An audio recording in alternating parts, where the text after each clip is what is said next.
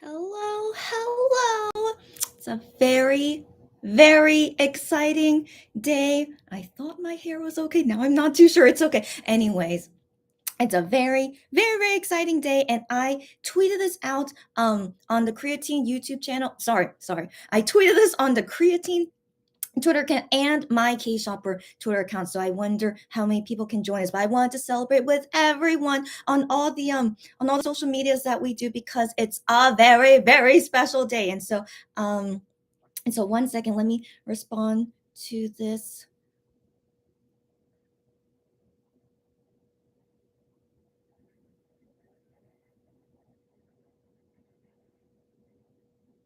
Okay, so today is April 13th, 2022, and coincidentally, right now is IM time, 1:26 p.m.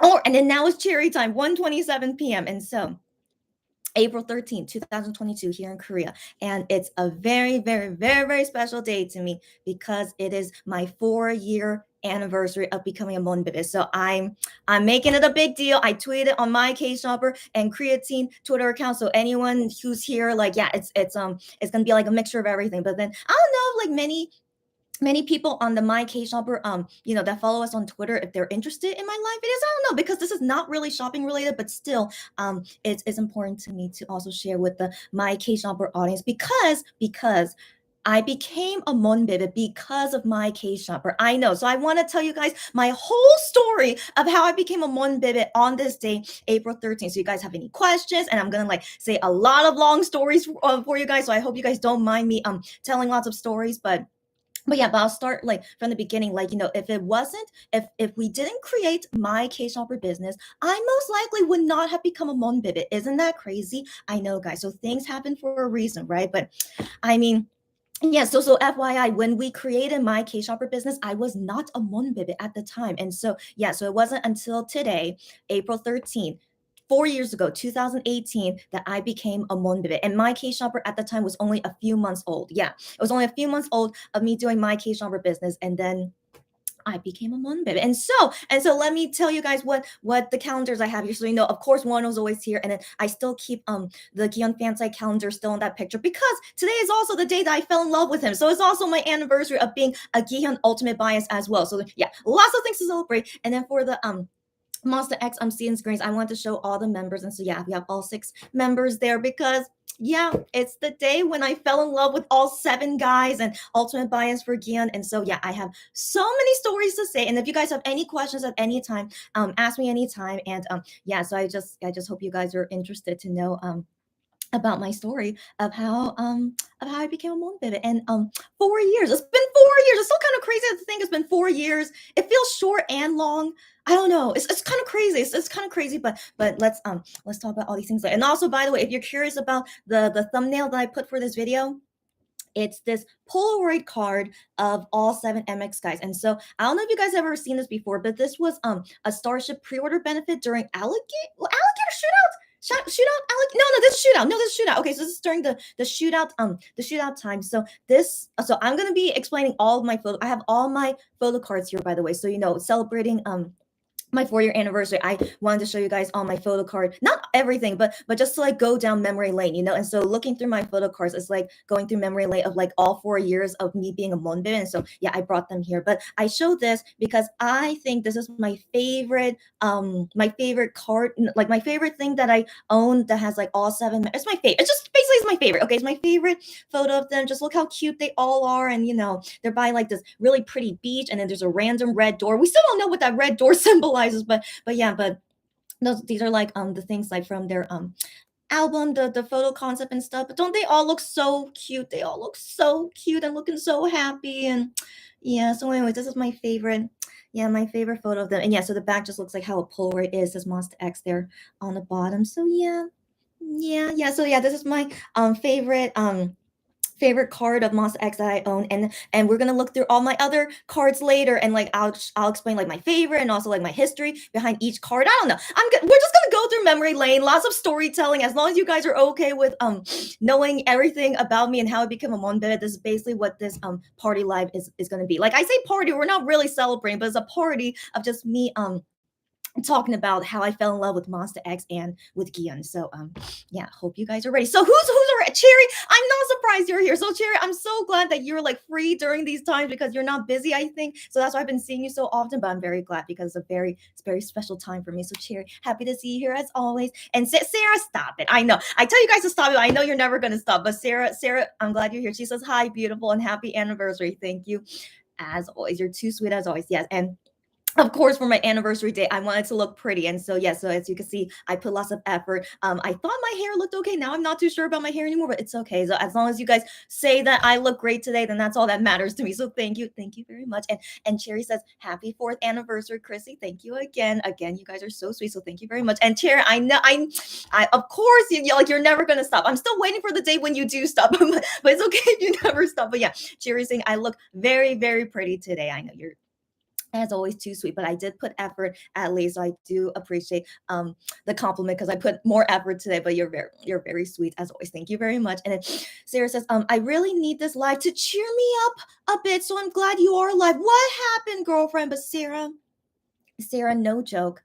No joke, because do you remember yesterday I was saying that I wasn't in a good mood because of my sister, but sadly, even today, I'm still not too happy about what's going on with me and my sister. So I'm also not in a great mood, but because it's my anniversary day, and so I really just want to focus on the good things about today and not thinking about this issue I have with my sister. And so yeah, so me too, Sarah. So I'm doing this also to help me feel better, but also I want to enjoy this day to the fullest. And so you guys as well, even just joining me or leaving a few comments, it's going to cheer me up a lot. So I really appreciate you guys being here to help me. And so Sarah, I don't know how I'm going to cheer you up, but if you just listening to my stories and doing whatever we're going to do today, if it cheers you up, I'm very happy to hear that. So whatever you're going through, hope you're gonna hope that things will be okay. And also for me to hope that all of our lives will be okay. So yeah, Sarah, thanks for saying that, because yeah, I also really want to do this to cheer myself up on this very special day of mine. So yeah, thanks for letting me know. And Sarah, I hope you feel better soon. Cherry says hi. Yeah, and all you guys saying hi. And Cherry says I'll celebrate New Year's Eve with you all. Okay, my country has a different yeah,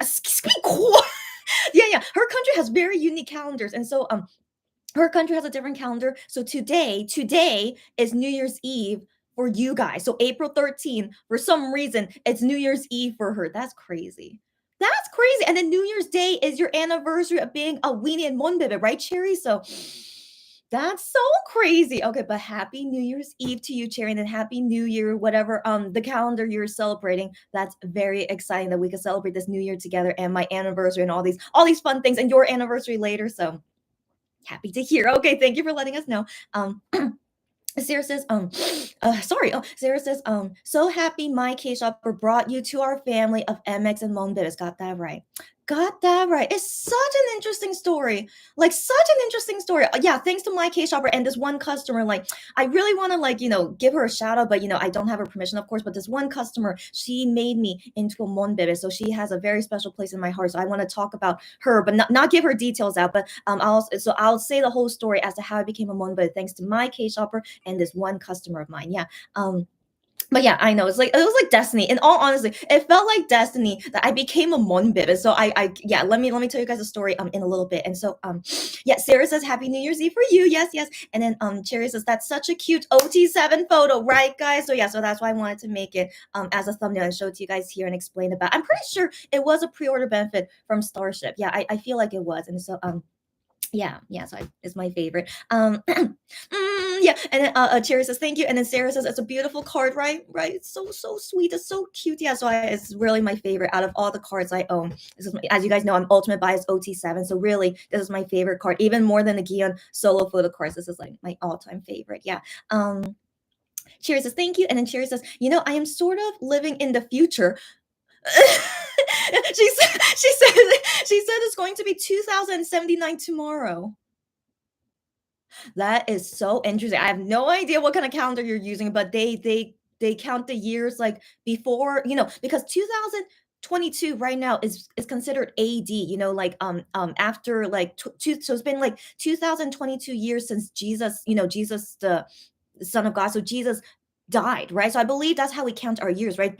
After Jesus died, right? Right. If I remember correctly, I think this is how we count the years. And so of course there are years before 2022, which was, when Jesus was alive, and even before, millions of years, right? So actually we've been the world has been here for millions of years, but we just counted years after Jesus Christ passed away. So yeah, it's just so interesting. And so I think that's totally okay that your calendar is like way before is counted. I don't know when it started counting the years, but then you being 2079 tomorrow, so interesting. I don't know how that calendar is counting the years, but I can believe it. That's totally okay. And so you're gonna be 2079 tomorrow. Very cool. Based on that particular calendar. So cool. You guys, all these different cultures is so interesting to me. That's why I became an international studies major. I love learning all these different cultures. So that is really cool. Candy, long time no see. Candy, how are you? Okay, so Candy says happy Monbebe birthday. Yes, not September 26th Monbebe birthday, but happy Monbebe birthday to me. I'm 4 years old today, Monbebe today. So thank you very much, Candy. And then also Candy, how are you doing? She DM'd me saying she went to a Backstreet Boys concert. As always, I'm so jealous anytime I hear anyone go to a Backstreet Boys concert, especially Candy, who's been to like billions of them. And so yeah, Candy, I hope you had a great time. And yeah, join me and talk with me anytime you want. Cherry says English has AD, we have BS. Got it. BS. That's kind of funny. Is the acronym BS, but good to know, Cherry. Good to know. It was very interesting to learn about this. Lulu, I didn't think you would be here. Hi, Lulu. Okay, she says hi, ladies. Happy 4th Monbebe anniversary to me. Yes, thank you again. She says I'm just dropping in and we'll watch the replay. Yes, because I assume you're gonna go to sleep, buddy. And she says I'm going to bed to be up to see Jew Honey on TMI. Yes, girlfriend. So thanks for dropping by. You're so sweet to even drop by, but go to sleep because for sure we're gonna do the watch party for Jew Honey TMI later today at 8 p.m. anyway. And so yeah, I'll see you again then. But yeah, watch this anniversary party later when you have time, Lulu. So yeah, good night, Lulu, and see you again later.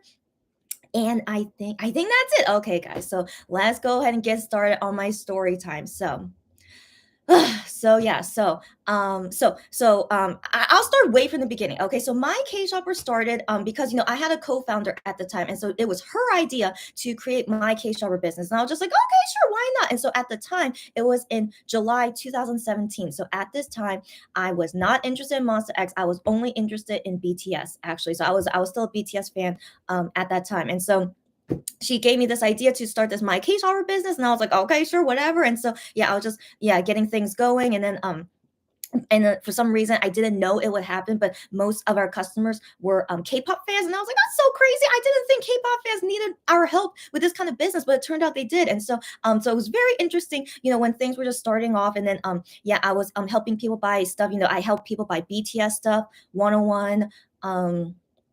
What else?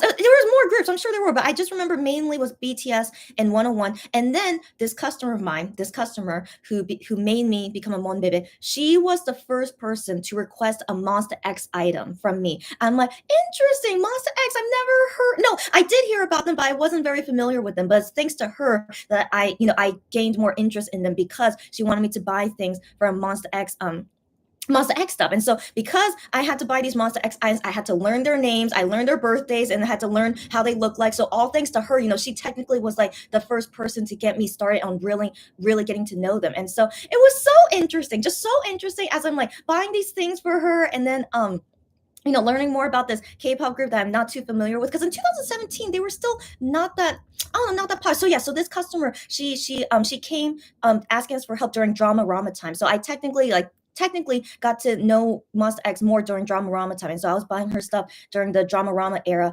But I didn't become a fan at that time. But still, it was just the beginning time of me, like during Drama Rama time. And so I was helping her buy these items, and then randomly, by the way, her bias is 1-0. I'm sure she doesn't mind me saying this, but this customer, her bias is 1-0. Isn't that funny? So my first customer buying Monster X items, and she's a 1-0 bias fan.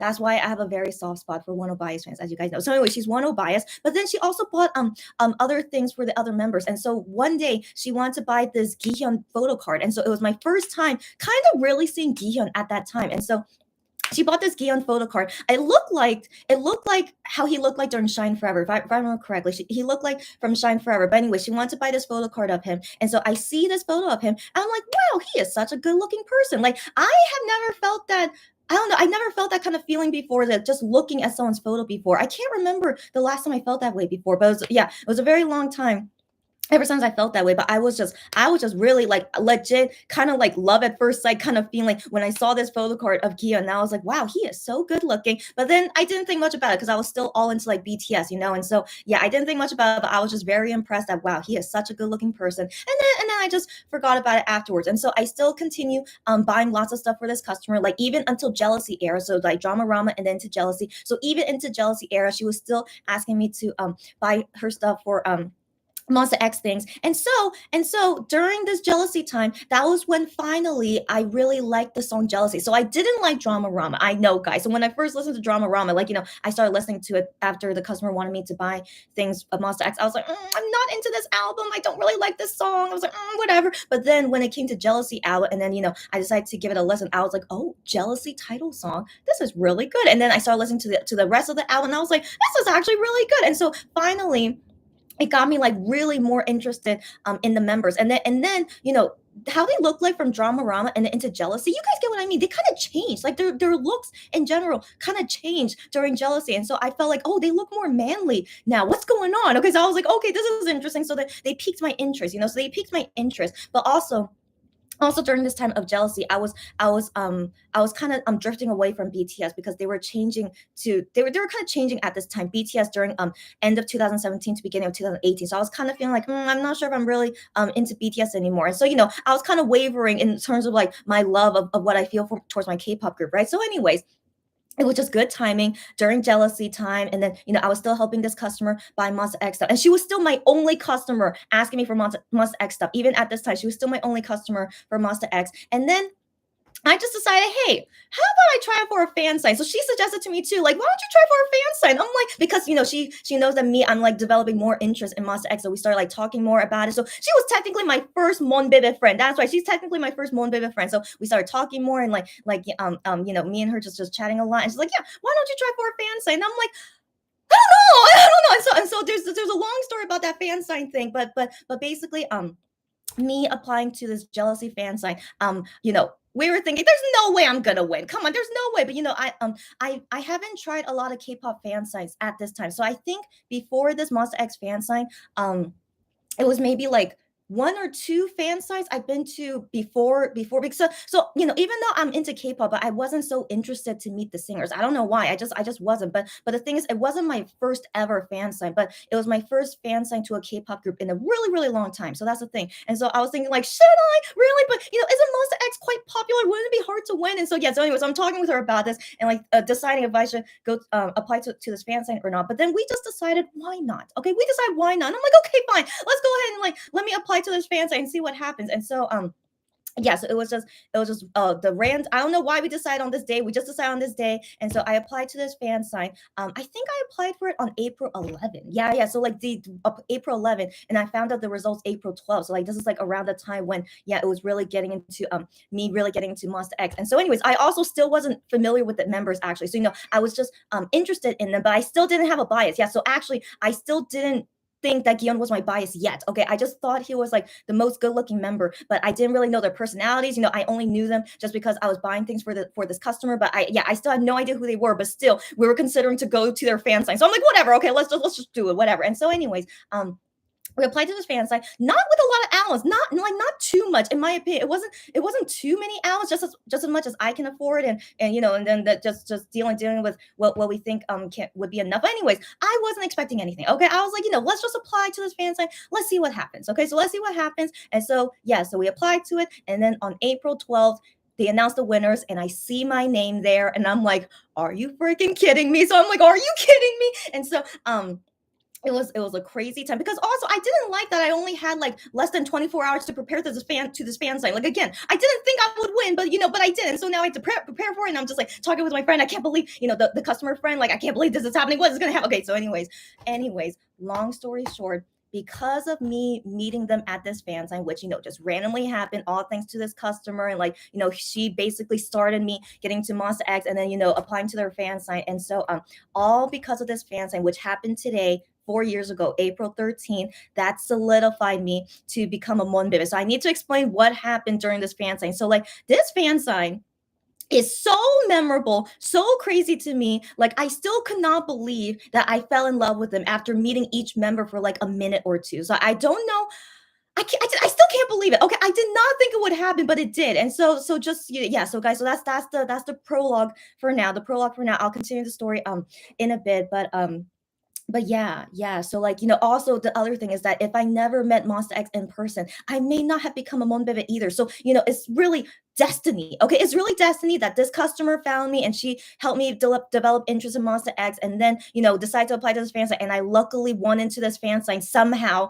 Legit was like destiny. Okay, so it was like all complete destiny. And yeah, so just all thanks to all these things, like stewing together, like in a big pot of like helping Chrissy become a monbe in this big pot of delicious stew. It just happened all on this day, April 13th. And so I'll continue the story in a bit. Let me read you guys comments and then we'll continue. Um,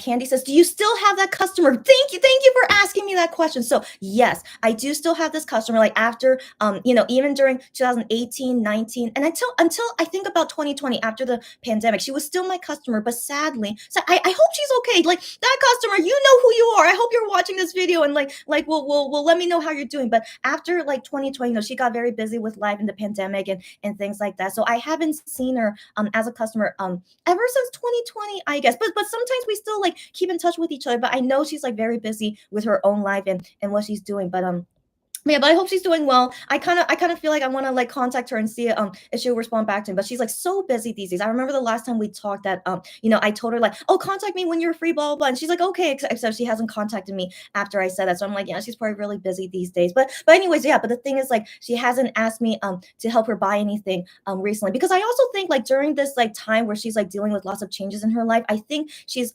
less of a K-pop fan than she was a couple years ago, and that's totally okay. Everyone grows up, and life changes with you, and like you have to do what you got to do. And so anyways, yeah, I still want to keep in touch with her. She's again a very special place in my heart, because she is the reason that I became a monbebe, and so yeah, so she does a special place in my heart. And I hope one day, girlfriend, you know who you are, girlfriend. Like if I see you in your country, or if you come to here in Korea, I'm gonna buy you a really, really delicious meal. I don't know when that day will happen, but I hope she knows that I'm gonna buy you like the best meal you can ever ask for. Okay, so I really want to meet her soon and buy her a really, really delicious meal. So yeah, I hope to see her in person, like, and also to talk with her again soon. But yeah, she always will have a special place in my heart. Yeah.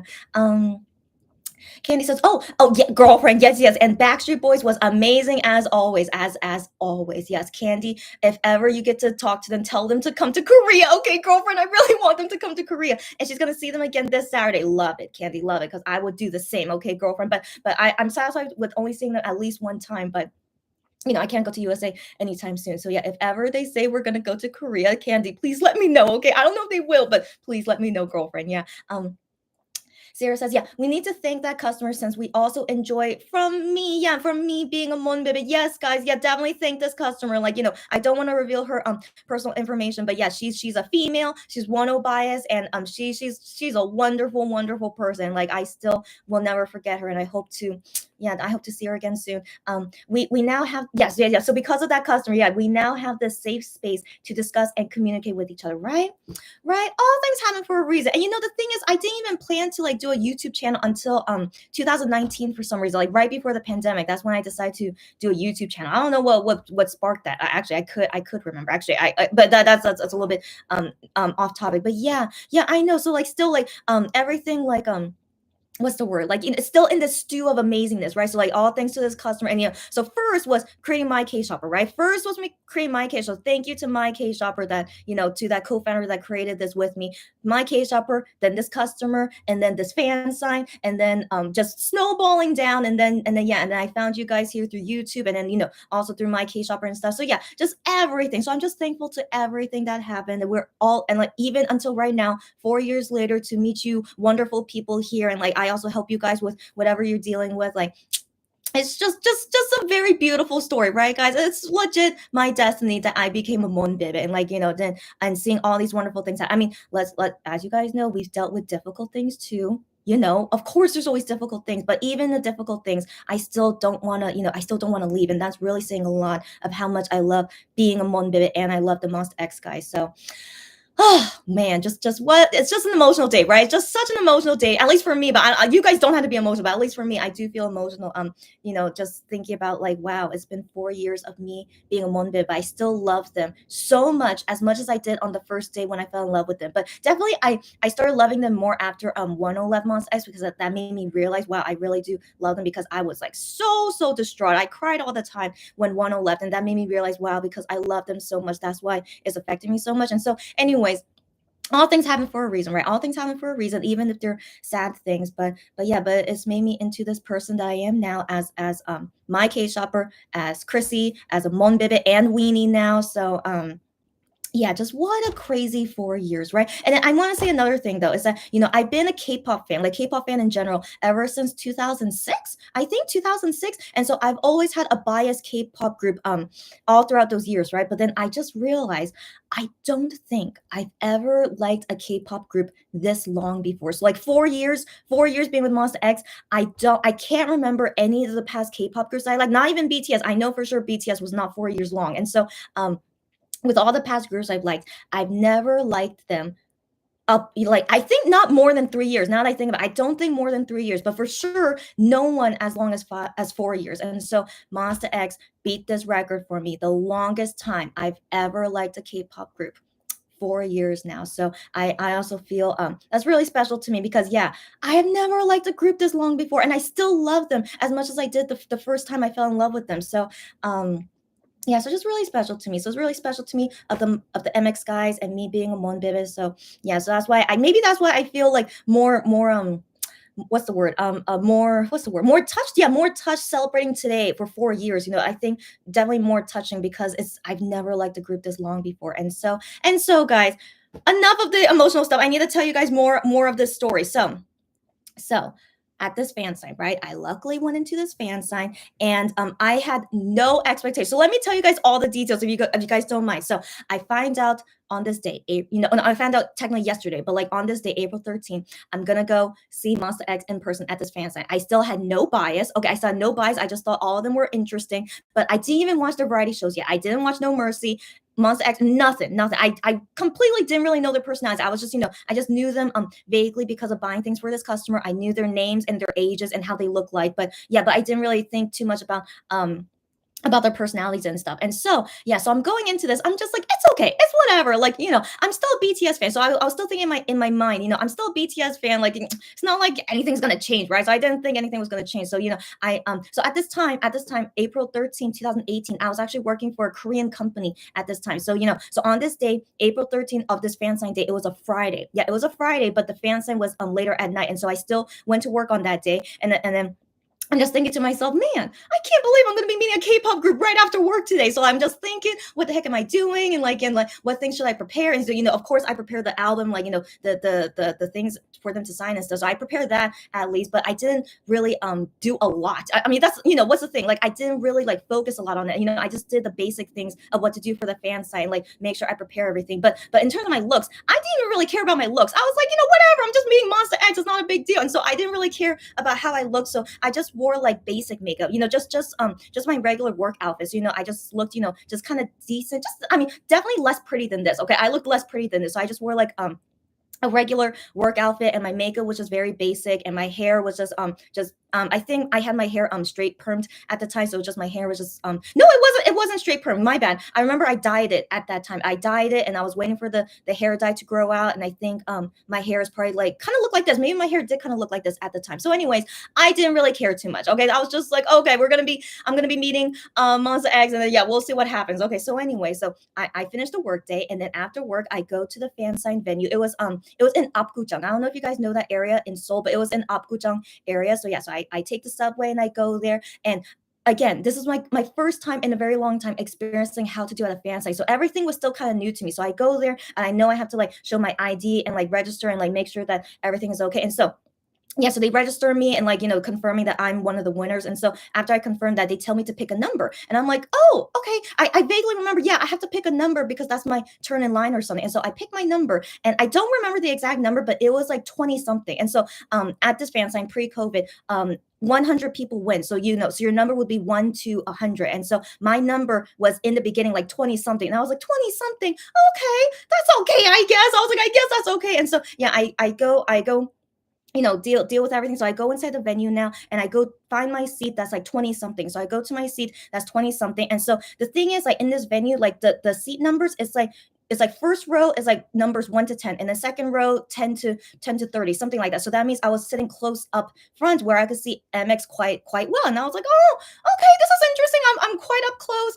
Oh, I don't know what to feel. It's like, also I'm gonna be like the first ones to meet them. And I was like, oh, I don't know. Like, is this okay? And I was like, whatever. Okay. So anyways, so I'm sitting there on my seat, right? And then randomly, another Monbebe comes up to me. Like, I was like, oh, so I was like, again, it was just like all a new experience, right? And so this Monbebe comes up to me, but she definitely didn't seem Korean. She didn't seem like it. So she seemed like a foreigner to me. And so she asked me in English, if I remember correctly, yeah, she asked me in English, hey, do you want to trade numbers? And I'm like, is that allowed? So, like, I didn't know if that was allowed, but actually it's not allowed. Okay, it's not allowed. But I asked her, oh, is that allowed? And she's like, yeah, it's allowed. And I'm like, okay, I guess so. I just trusted her, but it actually wasn't allowed. But thankfully, I didn't get in trouble. So there, Starship and Monster X fan sites, they usually have very strict rules, and so yeah, it wasn't allowed to trade numbers. But I trusted her, so that's why don't trust strangers, guys. Okay, even if they're a one baby, don't trust them. And so, anyways, so the thing is, like, at Monster X fan sites, maybe the fans usually trade numbers, but they don't get caught. I think that's probably what happens. But still, if you get caught, that's not a good thing, because they write down what your number is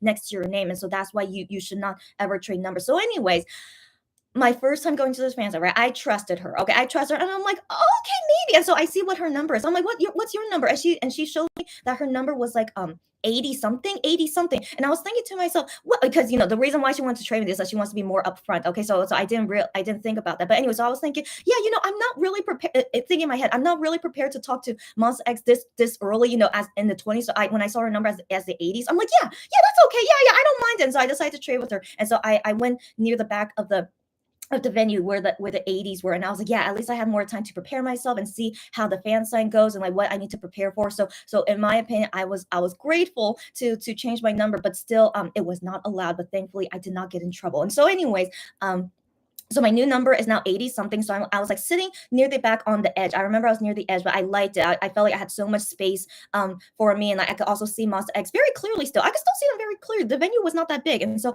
I still saw them very clearly. And then I was just thinking to myself, yeah, let me prepare what exactly I should do, what I should say.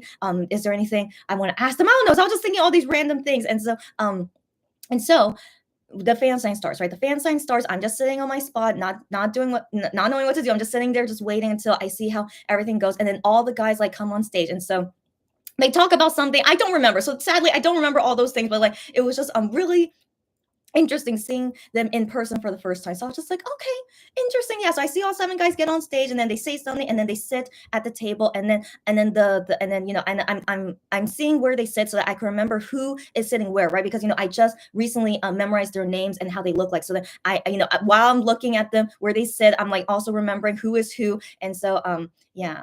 Yeah. Anyway, so it was just such an interesting experience. Just such an interesting experience, because especially at this time, I wasn't a fan yet. So I was just basically preparing myself as a non-fan, kinda a non-fan, meeting them and just doing this whole thing, and like seeing how it's gonna be meeting them, and just so I was just, again, I went in with like no expectations. That's basically what happened. I went in with no expectations. I was just memorizing, making sure I remember who was who sitting where, and then yeah, so let's get into the good stuff. What happened once it was my turn, right? So once it was my turn, I go stand in line, right? I go stand in line, and then there's a person there that checks your album to make sure that it's all done correctly. And the post-it, you also get a post-it asking them a question, and so they make sure that your post-it question is correct. So I got it all checked by the staff there, and she says all good. And I'm like, great. And then I'm standing in line, right? So I'm standing in line waiting to go to the fan sign table. So I'm just there thinking, oh my gosh, I don't know what to think. I don't know what to do. This is crazy. But then someone in line, she's the person in front of me, standing in line, she started talking to me. I was like, this is weird. So like it was very nice that the Monbebes at this fan site were quite friendly to me. I don't know why, but the person in front of me, she started talking to me, but she was not Korean either. Like, At this fan site, I'm pretty sure there were only 20 foreigners that win because they always cap it at as to how many foreigners they that can win. And so yeah, I'm pretty sure it was only 20 foreigners that went into this fan site, but for some reason, only the foreigners were talking to me. It was weird. I don't know if they could see that I'm a foreigner. I don't know. It was weird. But anyways, this foreigner though, I think she was from Hong Kong. She was from Hong Kong. But the thing is, I guess she didn't know English because she only talked to me in Korean. So I was like, oh, that's fine. And so yeah, so we talk only in Korean with each other. And she was saying like she's from Hong Kong. And I'm like, oh yeah, I'm from USA, but I live in Korea. So I don't know with her if she flew from Hong Kong to this fan site. I don't know. Maybe she did, but I can't remember. But it was just so interesting. She randomly started to talk to me, and then yeah, but the thing is I don't remember all of our conversation, but I remember she had like a big doll to give to someone, and I was like, oh, who are you gonna give it to? And I think she said, I'm gonna give it to Jew Honey, and I was like, oh my god, that's so sweet. And so yeah, it was like a very cute big old doll, and I was like, oh, that's super sweet. And then I remember she asked me, who is your bias? And I was like, I don't really like at this time, right? I didn't really have a bias. I didn't really know MX well. And so I was so surprised that she asked me, who is your bias? And I was just like, I have to think of a person, right? And so the thing is, I said this when I was like near the MX table. So I don't know if the MX guys heard us talk, but then they should have been focused on the person in front of them. So maybe they didn't hear us. But I was close to the table when she asked me who was my bias, and I was just like, I'm right in front of MX, and like, what am I gonna say to her? And so when she asked me this question, I go look at the MX guys at the table, and so the first thought that came to my mind is just Gion, because I thought that he was the most good-looking guy out of MX to begin with, right? So I just said, oh yeah, I like Gion the most. So I said that to her. Even though I wasn't really honest. I just, I didn't have a real bias at the time, but I just thought of, I saw the table and I saw Gian. And I'm just, oh yeah, my favorite is Gian, just because I just remember that I think he's the best looking guy in MX. So, anyways, who would have thought that I would have already decided my bias, even though I didn't really believe it when I told her. But I mean, it's just so crazy. Why were they talking with me at this fan site? Usually at fan sites, the fans don't talk with each other. But at this fan site, my first one to an MX fan site, two fans already were talking with me. So it was just so funny. So anyway, so I really remember that conversation that she asked me who was my bias, and I said Gihyun, even though he really wasn't my bias at the time. So anyways, really, really crazy, right? Really, really crazy. And so yeah, so we're still standing in line. Like, yeah, she went to go to see the members first. She was just right in front of me. And so I'm waiting and I'm seeing this table and I'm seeing all the guys there. I'm just like, wow, I'm gonna be meeting Monsta X. Like, again, I didn't really know them very well. And like, just seeing them in person there for the first time, I'm just like, wow, this is interesting. But then also thinking, what the heck am I gonna talk with them about? And so it was just very surreal. And so now let's get into the good part of the story. How was it like meeting them in person for the first time? Let me read your comments and then let's get into that story. Okay.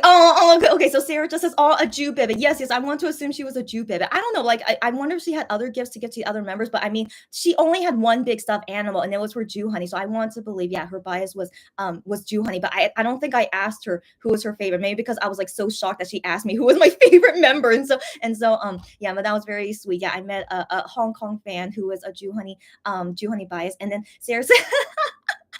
Yes, Sarah. I know, isn't this silly? Yes, Sarah says like Gihan being your bias before you having an official bias. Yes, Sarah. Every time I think about that, I'm like, man, just so weird. Yeah, that I basically predicted it for myself. So yeah, so it was very, very, very, very interesting. And so yeah, so okay, so yeah, guys, I assume you guys are not commenting a lot because you're listening to my story. So let's continue. Let's continue the rest of the story. Okay, so I'm meeting the guys at this fan site. Again, no expectations. I had no official bias. I didn't really know their personalities as well. So, anyways, I'm finally meeting them, right? And so I'm finally meeting them. The first guy is Shonu. I didn't really know Shonu's personality. Okay, so for all seven of them, okay, I didn't really know any of their personality. And so I'm talking with Shonu, and like all I can remember is just saying hi. And then I said to him, I'm from USA because so I'm talking to them only in Korean, but they can obviously hear I don't sound like a native Korean. So I just wanted to say off the bat, yeah, I'm from USA. But I currently live in Korea. And what else did I say? Yeah, I just basically did like a short intro just to say, what else can I say? I had nothing else prepared. And so I just said a short intro of myself. And then for some reason, Shonu wanted to speak to me in English. I remember that. So after I said that I'm from USA, he suddenly wanted to speak to me in English. So I'm like, oh yeah, that's fine. And so then I started like slowly, talking to him in English too, just to make sure that he understood me. But then I don't know if you guys remember, I said this story before, but he asked me like, where in USA am I from? And I said San Francisco. And then he's like, oh, San Francisco. And I'm like, yeah, have you been there? And he says like, maybe not. And then I'm like, oh, you should do a concert there one day. But then turned out the year before he actually did do a concert in San Francisco, but he didn't remember it. But that's okay. But yeah, but I thought that was a funny thing that we talked about. But yeah, but I just thought like, okay, yeah, he was just signing my album, and then and he answered my post-it and things like that. So we just and talk about that. But then we had nothing to talk about, right? We had nothing to talk about. And I'm just like, okay. So, and I couldn't go to the next member yet because that member is still talking with the fans. So we're sitting there in silence. Yeah. Yeah, I know. I'm sure Shanu has never experienced that before. I don't think so. Like, wouldn't fans usually have something to say? But, again, I wasn't really a fan yet, so I had nothing to say. So then we're sitting there in silence, and I'm looking to wait when the next person is going. I'm just like, okay. Just okay. So we have this awkward moment of silence. But then he starts talking with me. So he wanted to keep the conversation going, which is very, very admirable because as you guys know, Shanu is not a talker, but then, he's like, oh, I should still keep talking to this girl, even though I'm not talking. And so, yeah, so he kept talking with me. I think what else did he ask me? What else did he ask me? So the thing is, I can't remember this. Mm, Yes, I remember. Okay, so we talked about his skin tone. Remember, I don't know if you guys remember. I talked about the story before. So talked about his skin tone, how like he's like, oh, like, my skin tone is quite dark. And I'm like, what? No, it's not. So anyways, that was like during the small talk time when he was like telling me, oh, I think my skin tone is kind of dark. I'm like, what? No, it's not. And I'm like, it looks like a normal Korean person's skin tone. And then, sitting next to him is Gion. So Gion is the next guy that we'll talk about later. And so Gion is next to him. And he's like, what, is this guy normal? Is Gion's skin type, what about him? And so I'm like, no. So he's not normal, which is very true. Korean guys are usually not that pale. Okay. So I'm like, no, he is not that normal, but you are very normal. I usually see Korean guys with your skin tone. And so, yeah, he heard me say that. And I think he just like laughed it off or something. And I'm just like, yeah. And then, oh yeah, and then he tried to hit on me. I think it felt like he was trying to hit on me, but then again, like just singers in general, when they meet fans at fan sign, it's just normal to be flirtatious, right? And so then he's like looking at the skin tone, and then after he heard what I said, that your skin tone is really normal, and he's like, okay, well, let me see what your skin tone is like. So like I think he wanted to try and hold my hand, so I think, yeah, he's like, oh, let me see like how your skin tone looks like. So he like put out his hand so I could put out my hand so he could see my skin tone. But I'm like, no, I'm quite pale. So I'm like, so I didn't want him to see my skin tone because like it doesn't like help my argument that your skin tone is normal. I was like, no, I'm kind of pale, and I was saying like, no, this is not normal. And so yeah, so I didn't give him my hand, but I felt like maybe he was trying to like be flirtatious with me, like to get my hand, but it didn't happen. I'm sorry, Shanu. So the first time I meet him, I didn't hold hands with Shanu, but I think yeah, he wanted to try and hold my hand, but it didn't happen. Sorry, Shanu. Okay, but I hold his hand on the next fan sign, okay, but just not the first one, so it's okay. So anyways, I was just thinking like, oh, this was an interesting conversation. That I kind of like rejected him, saying like, oh no, I'm not gonna show you my hand.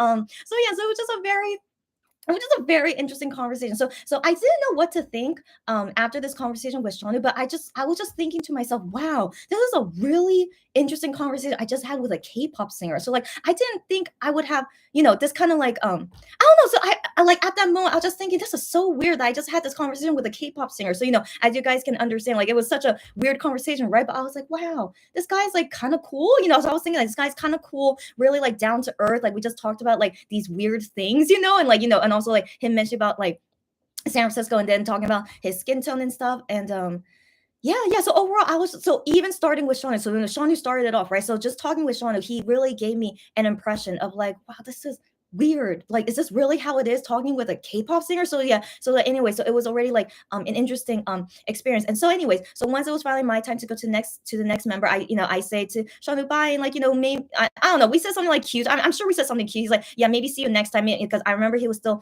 talking to me in English. So he's like, maybe he said like, yeah, maybe see you next time or something like that. And then I moved to the next member. So the next member is Gian. Okay, so Gian, I mean, again, he was not my official bias, right? But the thing is, I'm very attracted to his looks, right? So I see him, he has the grapefruit orange hair, and so like, yeah, he still looked very attractive on this day. Like I think he was showing his forehead as well, and so he looked very, very attractive. And I was just like, okay, what am I gonna do? Like talking to this very attractive guy, and so I'm like, whatever, just be cool, whatever. And so yeah, so not that I didn't think Sean was attractive. I think all of them are attractive, but just Guillaume was like most attractive to me, right? And so that I of course was most nervous talking with him just because he's like so good looking. And so anyways, I go in front of him and I try to be chill and cool. And I'm just like, hey, hi, and I just do the same intro. I'm from USA, but I can speak Korean. I live in Korea, so I just so every one of the members, I only speak Korean with them, so I just say that to them as an intro thing if they're curious about where I'm from. And so yeah, so I say that, and Gihan, he never tries to talk to me in English. He only talks to me in Korean. And so yes, I say that, and then he signed my album and stuff. And so I can't remember what else we talked about, but I just remember he was focused on signing my album and answering my question. And then I was just there in silence again because again I had nothing to say. So I'm just like, okay, interesting. And then the thing is, at this moment, like I talked about this before, but if people don't know, like at this moment, there was a letter in my pocket. So in my coat pocket, there was a letter in my coat pocket that was for the customer's friend that she wanted me to give to Gian. And so I'm like, yeah, of course I'm gonna give this letter to him. And so the thing is, it was in my coat pocket, but I almost forgot it. And so while we're in this silence, and then I look, and I just remember about the letter. So I look away to get this letter in my coat pocket. But at that moment, even though, me and Gian was in this moment of silence, he puts out his hand to hold my hand. And so I see it in the corner of my eye. I'm just like, oh no. I'm just like, oh no, I need to pretend I didn't see it. So like, I felt very bad for him. Like at that moment when I look away and then he put out his hand to hold my hand, I'm just like, oh no. So I was like, oh no. So anyways, I pretend I didn't see it and I go get the letter and I'm like, yeah, so this letter, I need to give this to you. This is from my friend. And he's like, oh, from your friend? And I'm like, yeah, it's from my friend. So she wanted me to give you this letter. So anyways, so that was also kind of awkward that I'm giving him a letter, not from me. It's from my friend. So I think that was also kind of awkward for him to like experience, like, oh, okay, she's giving me a letter that's from her friend. Okay. So maybe Guillaume was like thinking maybe I'm not really his fan. Right? Because I didn't write a letter to them because I didn't really know them. Why would I write them letters? And so anyways, yeah, I only gave him that letter saying like, oh, this is from my friend. She wanted me to give this to you. He's like, oh, really? Okay. And so the thing is, like, I do remember like when he put out his hand, like when I looked away, I remember him like maybe like kind of snicker a little, like maybe I think he was like embarrassed. It was kind of like it's like something like that. So I think I remember something like that. And so I'm sure he was like embarrassed about that. And so I didn't want to mention it. Okay, I didn't want to mention it. I just wanted to pretend everything was like normal. Just give him the letter, okay, and then just go back to our moment of silence. So legit, we had nothing to talk about. We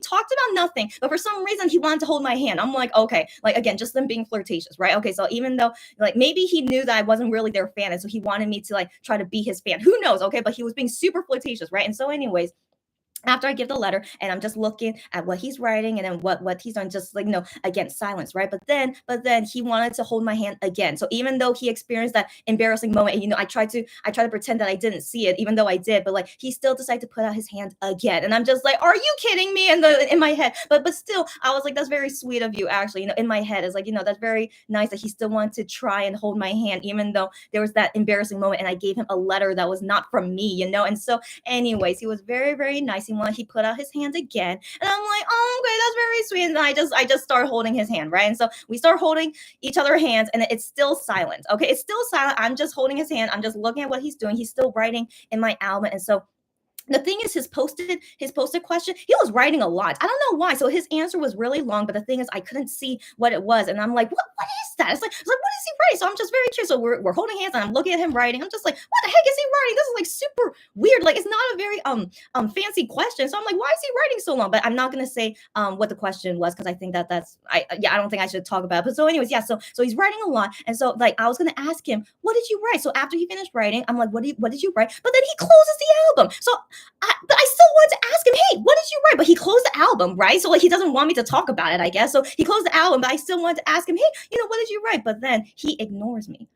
Yeah, Gian is this kind of guy. Okay, so he ignored me. Okay, he ignored me, and then he started asking me, why is your Korean so good? And I'm like, oh yeah, okay, like why is your Korean so good? And I'm like, oh, I studied, I studied it and I live in Korea. And so then he's like, isn't learning Korean like difficult? And I'm like, yeah, in the beginning it was difficult, but then as time goes on, now I think it's easier to learn. And he's like, yeah, that's usually how it is with learning a language and stuff. I'm like, yeah, that's right, yeah. And so anyways, for some reason he wanted to talk about this instead of answering my question, but for some reason in this conversation of him like being very forward on asking me this random thing, I was just like, oh, that's, I don't know, that was just a very it really touched me. I don't know why. Again, I'm an easy person. I don't know, but I mean, it really touched me, like him asking that and like being so interested about me. I guess because no, I mean, Shauna was interested in me too, but I mean, Gion, he was like very, very, very forward about it. Like he didn't want to answer my question, but he was just very interested to know more things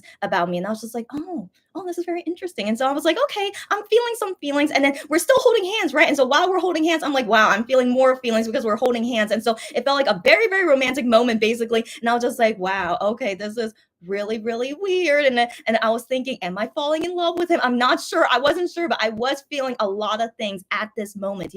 At this moment I've been talking to me, but then yeah, but then after that conversation we had, then I had to go to the next person who was Wano, and so yeah, so I just remember wow that moment, and then me being like very impressed with it. I say to him, before I moved to Wano, I say to him, oh, you're a very nice guy. Like I just randomly said that to him. I just was very impressed. Like he was like so nice and caring. Like I don't know, I was just very very impressed with that, especially coming from a K-pop singer. So I said as the last thing, oh wow, you're very very nice, and then after I say that and then saying goodbye, and then I moved to Wano. And so yeah, so when we let go of hands, I can't remember how we let go. I think I probably let go first, most likely because I'm the one that has to move. So I think I let go of his hand and then I moved to Wano next. But anyways, guys, let's talk about this a little bit more. So like this was the time when I technically fell in love with Guillaume, right? And so yeah, so the thing is, I'm still going through all the members, right? But the thing is, like, as I remember of me meeting each member, is that I didn't have like a really strong feeling with the other members, unlike how I had with Guillaume. So like, I don't know what Guillaume did, some kind of magical power with his hand holding and then him, talking with me like that. I don't know why, but that made me fall in love with him. And so yeah, so that was the moment when I fall in love with this guy, and ever since then, I'm still very much in love with him. So I don't know how to explain it. I think that's probably a mystery of love, right? It's like we can't explain how and why we fall in love, but that's what happened between me and Gian. I really really fell in love with him from that small interaction we had. So yeah, and I'm still in love with him even 4 years later. I'm still very much still in love with him. So I don't know what to say. I don't know what to say, but yeah, but that is the start of how Guillaume became my ultimate bias. Yeah, so I didn't do anything. I legit was just gonna be talking to this good-looking guy. I wasn't expecting to fall in love with him, but just his action towards me, all the things that he did, that was like just very simple stuff, nothing crazy, but it made me fall in love with him. So thanks to Guillaume just being himself, that made me fall in love with him. And so yeah, so every time when I think about that moment, I'm just like, gosh, like how I still think about it. How exactly in that moment did I really, how I still question it even till now, even when I tell you guys the story again. But yeah, but that's a mystery of falling in love, right? There's no answer for it. I just somehow fell in love with him at that moment. And yeah, that's the story. And so let me read you guys comments, and then I'll talk about the other members. Okay. Okay. Yeah. So Cherry says, "Oh, Shawnee, that's right." So I think, yeah, this is me talking about the Shawnee story. And Sylvia, were you here when I said the Shawnee story? I hope you were, Sylvia. She says, "Hey, excuse me." She says, "Hey, dropping by during lunch, as always. Very nice for you to drop by, even while you're working, girlfriend. But I hope you enjoy whatever I talk about during this time while you're on break, and ask me questions anytime, girlfriend."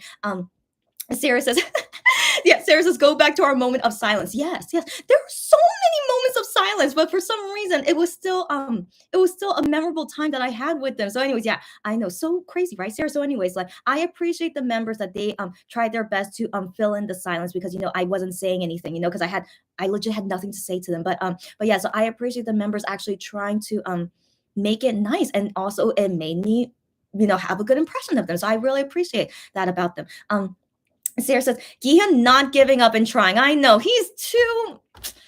I mean, I appreciate that about him. I think any normal person would not try it again, but he really wanted to hold my hand. Like, just like, Sean, he tried to hold my hand, but he didn't try like again. He was just like, oh, okay. He's just like kind of gave up on it. But yeah, but Gian, even though that was embarrassing, he still tried to hold my hand. So that's why me too, at that moment, why I just found that very impressive, that he still, he does not give up. Okay. He's like, I really need to make this girl fall in love with me. I do wonder who was thinking that I'm gonna make this girl fall in love with me. Who knows? And so yeah, but he succeeded. Okay, he succeeded. And so yeah, so it's very nice of him to not give up. Yeah. And so That's why he's still my ultimate bias even 4 years later. Yeah, good job, Gihan, for not giving up. And so, anyways, yeah, and then trying again to hold your hand is so cute. Yeah, it is cute. That is cute. That's why, yeah, when I saw him like put out his hands again, even though we had that embarrassing moment, but I was very I was very impressed with it. And so yeah, I'm Sarah. I'm glad you agree with me too. It was just I think that was like the beginning of me falling in love with him. Like seeing him try again, even though it was embarrassing. So yeah, Gian. Yeah. Yeah, and Sarah said, and that was the moment our sweet, yeah, Gi Pebe, Gion bias fan Chrissy was born. Exactly. That moment on this day, I became a Gion ultimate bias. Yeah, yeah. And so I'll explain more about it later because I realized it more after I met all the members that Gion is really my favorite member. And so I'll talk more about that later once I get through the whole fan sign. But yeah. So on this day, yeah, it's a very, again, a very special day, April 13th. Also, I didn't realize this, but the fan sign was on Friday, so I met them on Friday the 13th. I didn't realize that until like a few years later. But yeah, was supposedly a bad luck day, but it wasn't a bad luck day. It was like one of the best days. For who knows if maybe that's why I went into the fan sign because people did not want to go on Friday the 13th. Who knows? Who knows? So maybe I got lucky with that. But yeah, I didn't realize that until a few years later. But yeah, I met them on Friday the 13th. But it was the best Friday the 13th I've ever had, and still a Monbebe even until now. Yeah. Cherry says it's such a sweet story. I'm glad you guys say that. Yeah, it is very sweet, right? And again, just falling in love story. Yeah. And so, anyways, yeah, there's still more to say. And Sylvia says, oh no, I came when you're at the end of showing your story, but you'll catch the replay. Okay, all good. Yeah, catch the replay. And yeah, just I think I said the story before when you were here, Sylvia. But if not, like yeah, catch the replay later. But just Shonu was just really impressed me as a guy because he's down to earth. Yeah. Sarah says Shonu is the most down to earth celebrity. Yeah. I think I skipped your comment. Sorry. So now I just read it now. So yeah, he's really so down to earth. So I was just so impressed because I didn't expect him to like act that way. And so yeah, it was really, really impressive. Seeing Sean like talking with a K-pop singer who is so down to earth like that. And so, but anyways, I didn't fall in love with him, but still I became very, very impressed with him at least. And so yeah. So anyways, let's go down the line. So next guy is Wano, right? And so Wano was also so flirtatious with me. Again, this is their job as singers. Of course, they're very flirtatious with fans at fan site. And so he was also very flirtatious with me. And so I remember when we first. So here's the thing. I keep saying this because Wano keeps saying how like he's shy when meeting strangers, but for sure he should know that this was our first time meeting each other. But for some reason, he was not shy at all. Like if you had told me that he is shy meeting strangers, I would not believe you because the first time I met him at this fan sign, he was so friendly. He was talking with me so much. Okay, so he was so friendly and being super flirtatious with me. And so I just remember meeting in front of Wano. And the thing is, he was wearing an outfit that was showing a lot of his skin. I was just like, oh my gosh, like that's like distracting. Of course, even though I'm not attracted to Wano, but it was very distracting that he was showing so much skin here. And I was just like, okay. And so anyway, so I'm meeting Wano, right? And so I'm meeting Wano, and like he's super happy and like cheery, like meeting me, even though it's our first time meeting each other. So like he was super happy meeting me, and then yeah, so I just do my regular intro. I'm like, oh yeah, so I'm an American, but I live in Korea, and like I'm talking to him in Korean, just to explain why I'm Korean, no, why I'm speaking Korean, why I sound this way. So I explained it to him. He's like, oh, where in America are you from? And no, sorry. No, he didn't ask that. No, sorry. So I remember he asked. So I said I live in Korea, right? And so yeah. So did I say I live in Korea? Yeah. I said I live in Korea. So I live in Korea now. And he's like, oh, where do you live in Korea? And I'm like, so like at first I thought he said to me, where do you live in America? I thought he said that, but so I was about to say San Francisco, but then I was like, wait, I was like, wait, he did not say that. So I misheard. I'm like, wait, where do I live in Korea? He's like, yeah, where do you live in Korea? And I'm just like, oh, okay. So I was like very shocked why he wants to know where I live in Korea. But I'm like, oh, I live in Seoul. So at the time, yeah, in 2018, I still live in Seoul. So I'm like, oh yeah, I live in Seoul. And then he asked me, oh, where in Seoul? And I'm just like, so I'm like, that is so many details. Like, do you want to know my full address, Wano? So I was like, very like, why is this guy being so friendly and being like, wants to know so much of my personal information? So I was like very confused. But how much does he want to know of where else I live in Seoul? So then I told him only the district that I live in, not my neighborhood name, but I just told him like the district. So like Seoul has many districts, and so I just told him the district that I live in Seoul, and he's like, oh, that's where you live, and I'm just like, yeah. He was just too friendly, and I was like worried, is he gonna ask for my address? It was so weird. And so yeah, so again, Wano, his impression that I got from it. I was just like, this is so weird. Am I really talking to K-pop singers? So still, while I'm like falling in love with this whole group slowly, I'm just like, these guys are so kooky. They're so weird. And yeah, so him wanting to know exactly where I live, but really, yeah, but thankfully he didn't ask for more details than that. So he was satisfied with just me telling him the district that I live in. I'm just like, yeah, that's where I live. And then he was like, signing that out and then answering my post-it. And then I'm trying to remember what else did we talk about. Okay, so I can't remember other things, but I'm sure he asked me other things. But then I remember at one moment. The thing is, as you guys know, I just fell in love with Gian like a minute ago, right? So I just fell in love with Gian, and so the thing is, while I'm trying to think of like what else to talk with Wano, but my mind was like completely blank. Not that it wasn't to begin with, but my mind was more blank because I'm thinking in my head, wait, I can't believe I just fell in love with the guy right before you, and so I'm like totally blank. Okay, I'm totally blank. I'm just like I don't know what else to talk to Wano, even though he's such a nice, friendly guy, and so I'm talking. I'm trying to think what else to talk to him, but like we have another silence, right? And so Wano didn't try to talk to me. He's just like looking at me, just like just smiling. That's all I can remember. He was looking at me, smiling at me. I'm just like, oh, it's like I don't know what to say. I'm like so nervous right now. So what I said to him in Korean, like I'm so nervous right now, is like not.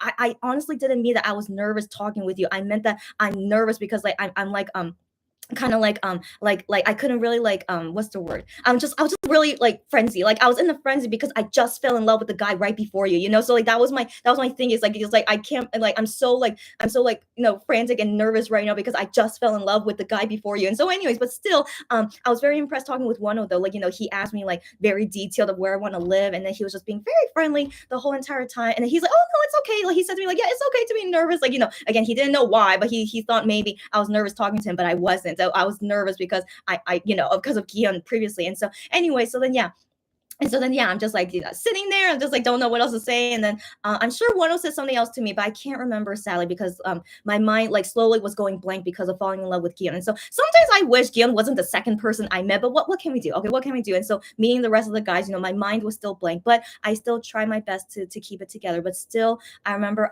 with Wano, it was still a very impressive meeting. I don't think he asked me to hold his hand. I can't remember. I don't think so. So I don't think he asked me to hold his hand. But I just remember it was just a very memorable, nice conversation, and how he was super, super friendly. Again, he's oh my gosh, wait, I need to tell you guys his post-it. Okay, so that's the thing. I really liked his answer to the post-it. And so I think this is okay to say. I think this is okay. Did I say this before? I might have said this before. I hope I did. And so his post-it question, he was so funny. So I remember I asked, oh, what did you write on the post-it? And he gave this answer, and I was like, oh my god, that's so funny. I really like it. And so when I said that's so funny, I really like it. But when I was like, oh, it doesn't seem like you like it. I'm like, what? No, I'm being serious. I really like that answer. So I think the way I laughed and reacted to it, maybe he thought it sounded like kind of fake, but it wasn't fake. I really, really thought it was hilarious. But I think he thought I was being nice, just laughing about it just to be nice. But then I told him, no, for real. I think that's such a good answer. That's really, really funny. And so let me tell you guys the posted question. And so my Monbebe customer friend, she also helped me with what posts to ask it. And so the question was to Wano, what did you eat to be so handsome? I know. So my Monbebe customer friend, she thought of this question. I was like, that's a really good question, especially she's 105. And I'm like, that's a really good question to ask him. So that was his posted question. What did you eat to be this handsome? And so who knows what he was gonna say, right? But then sorry, not handsome. So what did you eat that made you so hot? So that's exactly what I said in Korean on the post. What? Yeah, I'm pretty sure that's what I said. I'm pretty sure. Yeah, what did you eat that makes you so hot? Yeah. And so hot in Korean, like it's just hot. Okay, so that's what is hot also in Korean. And so, anyways, what did you eat that makes you so hot, aka so good looking? And Wano's answer, he wrote on their hot dog. It's so cheesy, right? It's so cheesy, but I love it. I was like, that is so clever. I was like, that's so clever that he ate a hot dog that makes him this hot. And I was like, that I love it, Wano. So like, even back in the day, yeah. No, actually forever. Wano has been like this forever. His sense of humor is always so funny and so that kind of like dad humor, I guess. But even though that's kind of dad humor, but I thought it was really funny and really clever because I would have never thought that. And so yeah, that's Wano for you guys. He's so cute. Okay, he's so cute. And so I remember him writing hot dog, and so I couldn't see it, and so I asked, oh, what did you write? He's like, oh, hot dog, and I was just like, oh my god, it's so hilarious. So I was like laughing so much, but yeah, he didn't believe me, but I was like, no, I really think that's so hilarious. And so so I remember we talked about that, but then sadly after that, then we had some silence, some silence, and then that's why I said, "Oh, I'm like really nervous right now," and like all that stuff. And he's like, "Oh, it's okay." And then yeah, but he didn't have anything to say. I also had nothing to say, but that was just a really really very very nice first impression, right? And also Wano making me laugh so much because that was really such a good answer, right, guys? That was just such a good answer. So I felt like him giving such a funny answer, it made me like kind of like more calm after falling in love with Gion, basically. So I think yeah, Wano was making me more calm. But the thing is, I was thinking after the fan sign, I was thinking, one could have been my bias too because I was very, very impressed with him. He made me laugh, and it was just such a nice time with him. But let's talk about that later. Like I'll talk about all my feelings after I met all 7 guys. So let's talk about that later. And so yeah, talking with Wano was really nice. I got a little bit distracted from his bare chest, but still, it was a very, very nice conversation. I did not expect him to be so funny. Again, I didn't really know any of their personalities, and so he was so funny. He was very, very nice to me, and yeah, but I didn't really, really fall in love with him. But he had potential. He had potential to be my bias. I remember thinking that. And so, anyways, that's the end of Wano's story. Let me read you guys' comments, then I'll move to the next guy.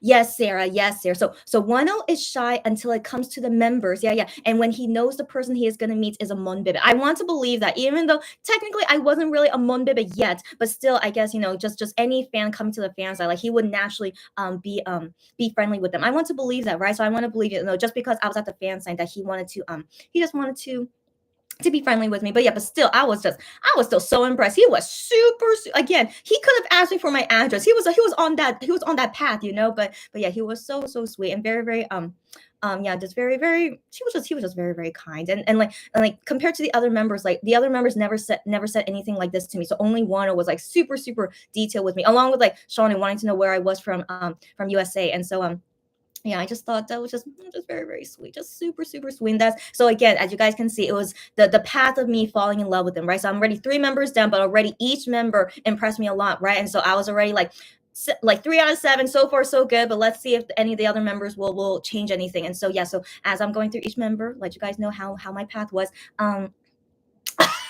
Sarah, I know, girlfriend. Gihyun should have been the last member you met. I know, girl. If only he was the last member, would have been a lot better, in my opinion. But Destiny made it this way. He was the second member, and then I couldn't really. So I still think it's Destiny. Okay, I'll explain after I say the whole fan sign story how I think it's Destiny. So let me get to that later. Sarah says that's so Wano. Yeah, I think she's commenting about Wano writing hot dog. I know. He's so hilarious. Again, I still think about that poster question. Yeah, just such a funny answer. Like, who could think of that, right? Only Wano could. And so I was really, really, because asking this question to them, even though the customer Monbebe suggested this to me, but I'm like, I had no idea what they would say. And so didn't even have an expectation. And so him saying such a funny answer like that, it really, really impressed me. And so that, again, the path of me falling in love with Monster X is like really, really like on a steep path right now, as you guys can see, right? So I was very, very impressed and was laughing a lot. Yeah, Sylvia says Wano's sense of humor is on a different level, right, girlfriend? It's so funny, right? I love it. Again, I love it. His sense of humor is so fun. So I'm glad you guys agree. And Cherry says, yeah, Wano's humor is so different. Got that right. I'm glad you guys agree. And then Cherry says, I'll never forget him talking about breastless chicken. That's right. That's right. Why is he so funny? Yeah, when after he dies, he's gonna meet all the chicken with no breast. He's so funny. Again, he's hilarious. Okay, he's so hilarious. Yeah, as you guys know, Wano's sense of humor, he's so funny. But even back in the day, 2018, he's still the same guy. Just a really, really very, very funny sense of humor. So, sorry, sense of humor. So now the fourth guy, guys. We have so many stories to say, but I'll try to say like only the main details. So the fourth guy I meet is IM. So I meet IM, and so again, no idea about him. So like I was familiar that he knows some English, but I wasn't sure of like how much English he knew, so that's the thing. And so anyways, I of course start talking with him in Korean, of course. And so yeah, so I see IM and I'm talking with him. I'm like, hey, yeah, just my same intro. I'm from USA, but I'm currently living in Korea. And like, yeah, here's my album, blah blah blah. And so yeah, so IM, as you guys know, he usually doesn't talk a lot, but I didn't know that at the time. Okay, so like yeah, so we're just talking, giving my intro, and then I'm trying to remember what else did he did he say? I think he said, "Oh, you're from USA," and I'm like, "Yeah, I'm from USA." And okay, and now I remember. And then it went into with me asking him, "Yeah, so don't you know English?" So I was just curious, like how his English was, and then he was like, "Oh yeah, I know some English." So then he responds to me in English, and I'm just like, "Oh, okay." And so then the rest of the time, then we started only talking in English, and like I was thinking like, "Oh, is his English really this good?" And so we kept talking in English, and his English skills, even in 2018, it was really impressive. So like we talked the whole time in English. He understood me perfectly. I understood him perfectly. It was I was very, very impressed that basically I had no issue talking with him in English. So I was very impressed with that. So yeah, again, yeah, just very first impression that his English was really good. And then it went into us talking about his education. I know, because okay, so we started talking about his education because his posted question was what are advice that you would give to a high school student? So I won't say his answer, but that was the question. So it's talking about high school stuff. And so he was thinking about it, and then he wrote down his answer. And then while he was thinking about writing down his answer, I said to him, "Oh, weren't you just in high school a few years ago?" And then he says, "Well, I said the story before, but I'll say it again for anyone that doesn't know." So like I said, "Oh yeah, weren't you in high school a few years ago?" Because 2018 he was 22 international age. Yeah, 22 international age. So he most likely just graduated high school like a couple of years ago. And so I'm like, "Yeah, didn't you just graduate?" And then he says to me, "I didn't go to high school." And I'm like, "What?" So I didn't know any of his education, right? So I'm just like, "What?" I'm like, "You didn't go to high school?" And he's like, "Yeah, he's like, "Yeah, I didn't go to high school." And I'm like, but aren't you in college right now?" If I remember from his bio, I thought he was in college. And so I'm like, "Aren't you in college right now?" He's like, wait, I'm trying to remember exactly the conversation. Sorry. Um, yeah, okay. So I think he said, "Yeah, I didn't finish high school." I think he said something like that. He didn't finish high school. And so I say back to him, "Oh, really? Aren't you gonna go back then?" So I assume maybe he was taking like a pause from high school or something. So I'm like, "Oh, so you didn't finish high school, so then, like, are you gonna go back then?" And so I asked, "Aren't you gonna go back to high school?" He's like, "No, I'm a college student now." And I'm like, "What? You're a college student now?" So that I thought maybe his English wasn't that good, and so maybe he was saying the wrong thing. So I'm like, "Oh, okay. So you mean that you graduated high school, right? So you mean you graduated high school and now you're in college, right?" He's like, "No, I didn't graduate high school." And I'm like, "What?" So like, yeah, he didn't graduate high school. He didn't finish high school. I was like so confused. I'm like, "What the heck are you talking about?" And then he says to me, "Yeah, so I took a special test that made me be able to enroll in college." And I'm like, "Oh, so also like so it made more sense to me now that he basically dropped out of school. Whenever he dropped out of school, he dropped out of school. He did not graduate high school, but he took this special test to enroll into college. So now he's a college student." I'm just like, "Oh my gosh, this makes total sense now. Okay, I totally understand now. All good." And then I tell him, "Oh, congrats on passing that test. Becoming a college student." He says to me, "Oh, thanks." He's like, "Oh, he was just kind of like weirded out that I told him congrats." He's like, "Oh, thanks." And I'm just like, "Yeah, that's really good." And so yeah, so that was yeah. So I remember from that conversation, it was just very impressive to me as well. Just like having this long English conversation with him, and then finding out more things about his high school. So I did not expect to know like this much TMI about one of the members, right? But I basically just learned about everything about IM's educational background, right? And so I was just like, "This is so interesting. I'm learning so much about these guys, even though I'm not really their fan yet." And so yeah, so I was very, very impressed with that. And then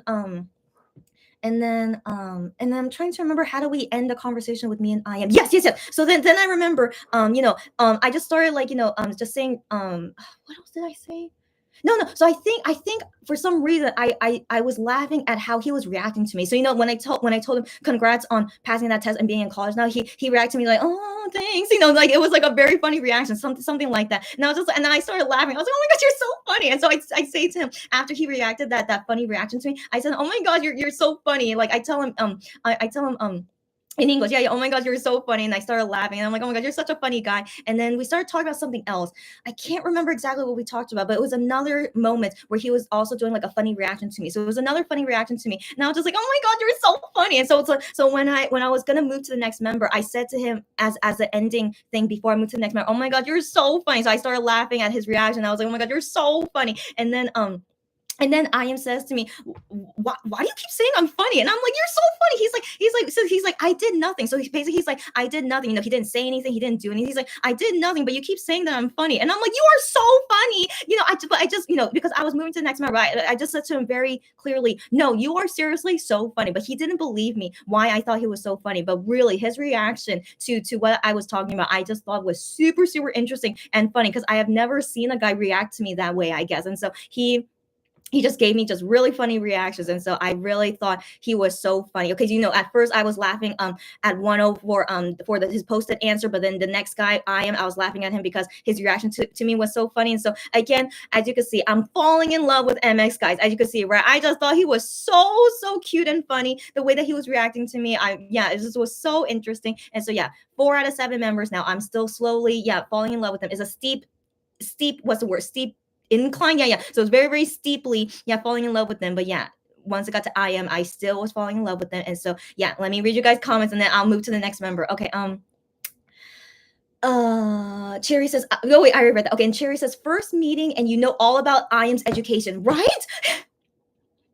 It was so interesting. It was just such an interesting.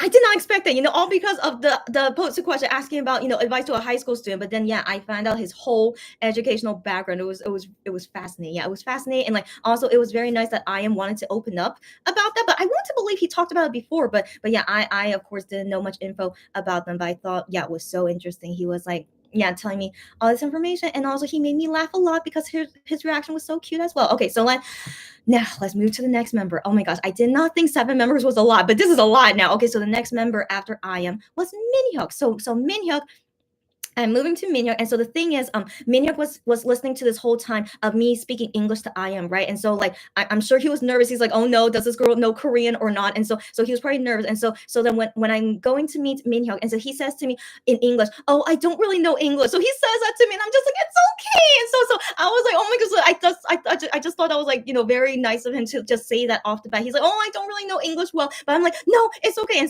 so then I just switched immediately to Korean. So even though he said that to me in English, I switched to Korean. I'm like, oh no, it's okay. I know how to speak Korean. And he's like, oh, that's great. And so so that was just very, very, just a nice thing. Again, just another good impression about the members, right? And so he wanted to say that to me, but he said it in a nice way, of course. So oh no, I can't speak English, but it's still I just thought was a nice gesture. And so I said, no, don't worry, I can speak Korean, it's okay. And so then we start speaking in Korean with each other. And so I explained to him, oh I'm from USA, but right now I live in Korea. So I'm just explaining to him why I know Korean and stuff.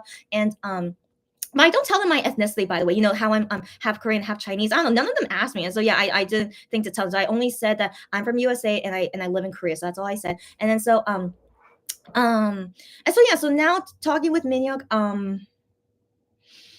Okay, so for some reason I can't remember, but again, my mind was going blank because I just fell in love with Kian a few minutes ago, right? So my mind was still blank, and so now going to Minhyuk. I just remember he was very friendly. He tried his best to talk with me both in English and Korean. I don't know why, even though he said to me right off the bat, I'm not good at English, but for some reason, even though I kept talking to him in Korean, he wanted to try to speak to me in English. And so when he was talking to me in English, I'm like, okay, so I try to talk to him in English too. But then, I try to be careful, to say very simple things to him. And if I feel like he wouldn't understand that I was speaking Korean. So we did off and off English and Korean conversations.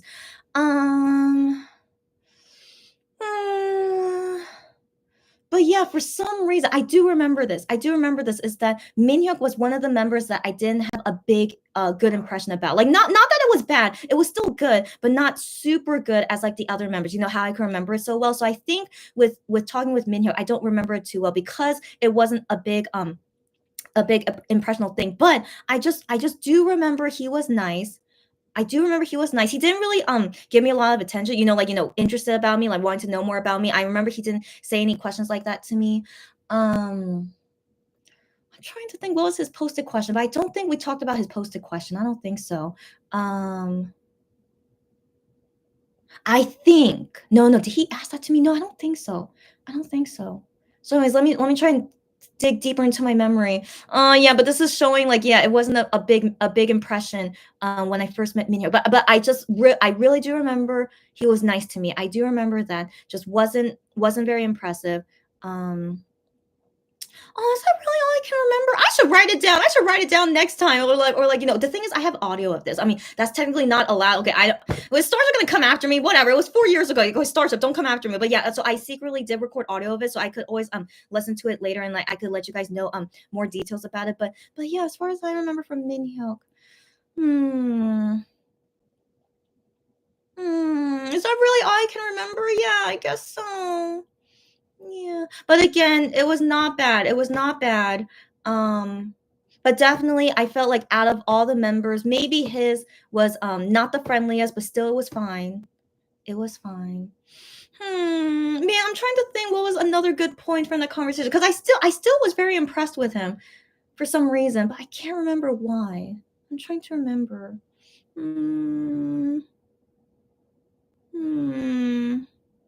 It's okay. It's okay. For now, that's all I can remember from my memory, and that's okay. But at least I have other good memories of Minhyuk from like later fan sign. So at least from the first fan sign, nothing too memorable except him saying right off the bat, I can't speak English, but yeah, I thought that was very nice of him to just just acknowledge it. But yeah.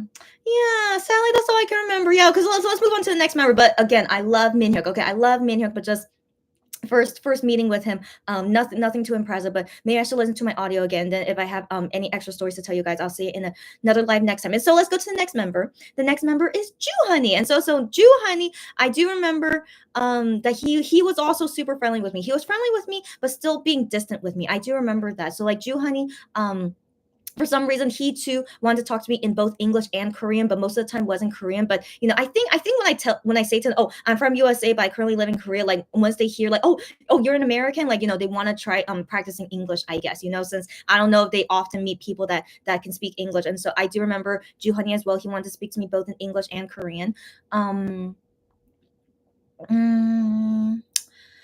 Yeah, I just remember talking about his posted question, but it's not something too interesting to talk about, but also like yeah. So anyways, I remember talking about his posted question, and then yeah, but the posted question was about him. So then I asked like some questions about him. So I just learned a few things about him. And I was just like, oh, that's very interesting. And then after that, I had nothing to say. Yeah, again, like I'm pretty sure each member always had a moment of silence. I'm pretty sure each member had a moment of silence, but for some reason I can't remember what Minhyuk said to me. Did he say anything? Man, I really hope I can remember it next time. But yeah, I'm trying to remember. Yeah, but anyways, but the thing is, what I remember Ju Honey saying to me at the end of us meeting with each other is that he asked, so at this time, April 13th, 2018. So their info about their concert in Seoul and like starting off their world tour, it was already out. And so their concert was gonna be end of May. And so yeah, so it was already out about their concert coming up soon. And so end of May, right? And I knew about that. I knew about their concert, but but yeah, I wasn't going to do anything, And so anyways, I remember Ju Honey asked me at the end of us meeting with each other, he asked me, are you going to come to our concert? So I was okay. So again, I was not really a fan at the time, right? And so when he asked that to me, I was just like, oh, okay. So I was like, I didn't know what exactly to say, because of course I didn't buy a ticket to the concert, and so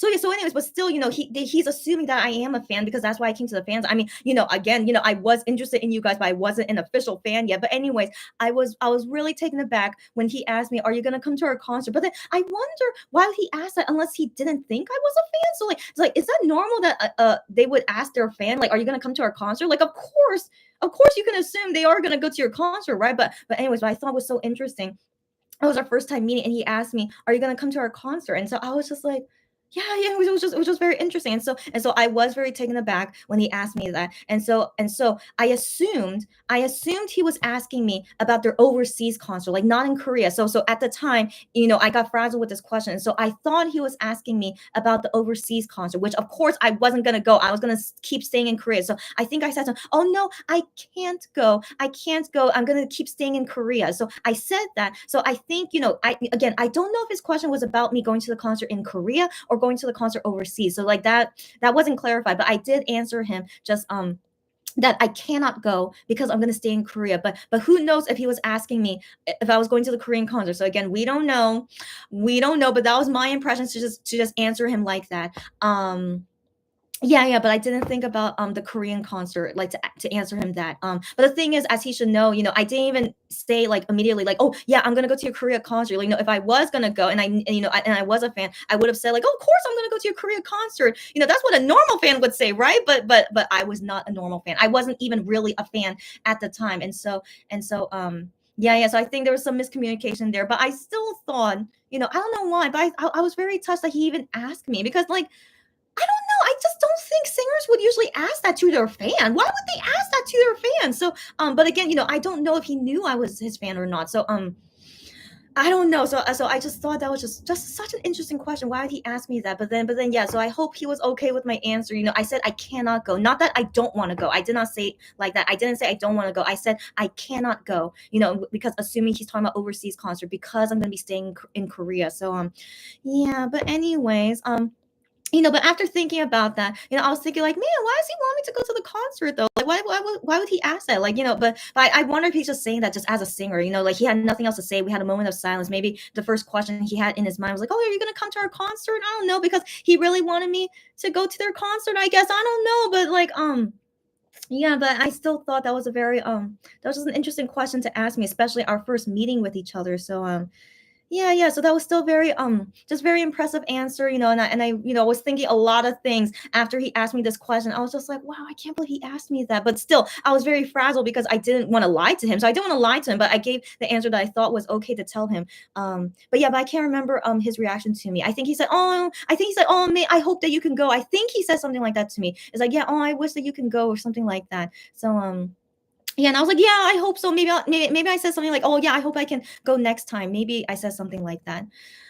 Yeah. But in general, I gave the impression that I wasn't going to their concert. Okay, so I felt really bad about that. So yeah, I was just like, man, I should. So at this moment is when I realized I should never go to a K-pop group fan site if I'm not their fan yet. So I was like, why did I decide to go to this fan site when I wasn't even really their fan yet? And so, but anyways, I didn't even think I would went into the fan site. So yeah, that was all my bad. But that made me realize like, yeah, I should really be a K-pop group's fan before I meet them. And so anyways, yeah, so that was a nice conversation I had with you. And even though I felt a little bit bad, but still I had a very good impression of him while talking with him. But I do remember he wasn't super friendly with me, like not like how Wano or Gihyun or even Shanu was. I remember he still like felt distant with me, but still at the end though, asking me if I was gonna go to their concert. That was like the only moment I felt that he, wanted to like try to become like closer with me and kind of sense, like asking me like that kind of question, like because he wants to see me at their concert. So yeah, so that was just very interesting. And yeah, okay, so I'll continue with the last member. So the last member I meet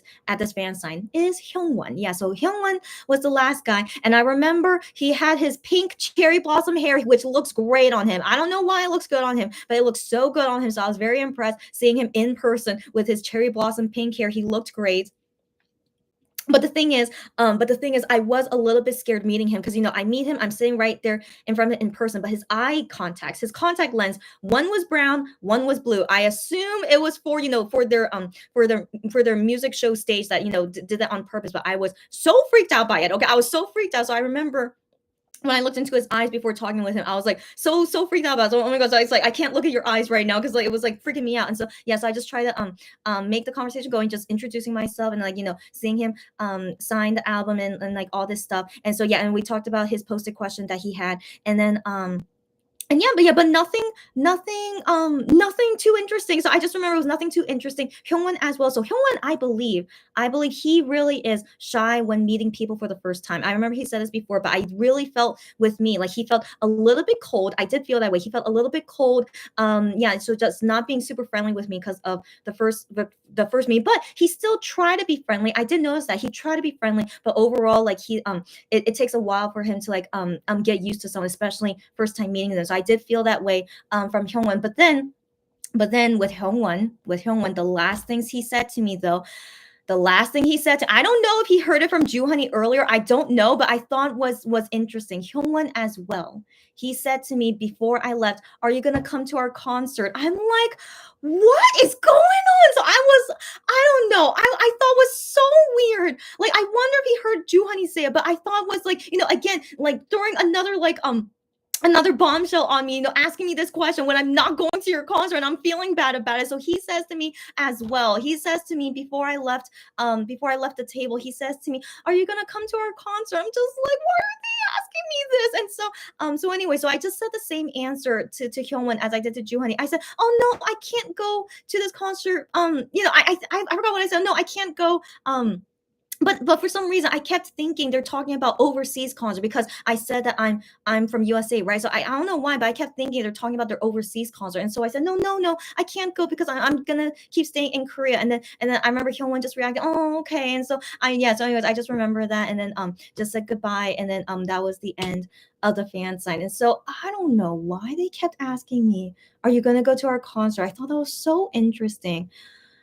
Yeah, I still wonder why they asked me that. I mean, again, definitely they should have known this is the first time meeting me. Like they never saw me before. I'm sure they never did, right? Right. So it's our first time meeting each other. And yeah, for some reason they wanted to know if I was going to their concert. And so there's lots of things to talk about after this fan sign ends, right? So after this fan sign ends, all my feelings and thoughts after I talked with each member, as you guys like heard each story of how I was talking with each member, and then how exactly did I finally fall in love of becoming a Monbebe, which happened right after I met all of them. So let me talk about it in 1 second after I read you guys comments.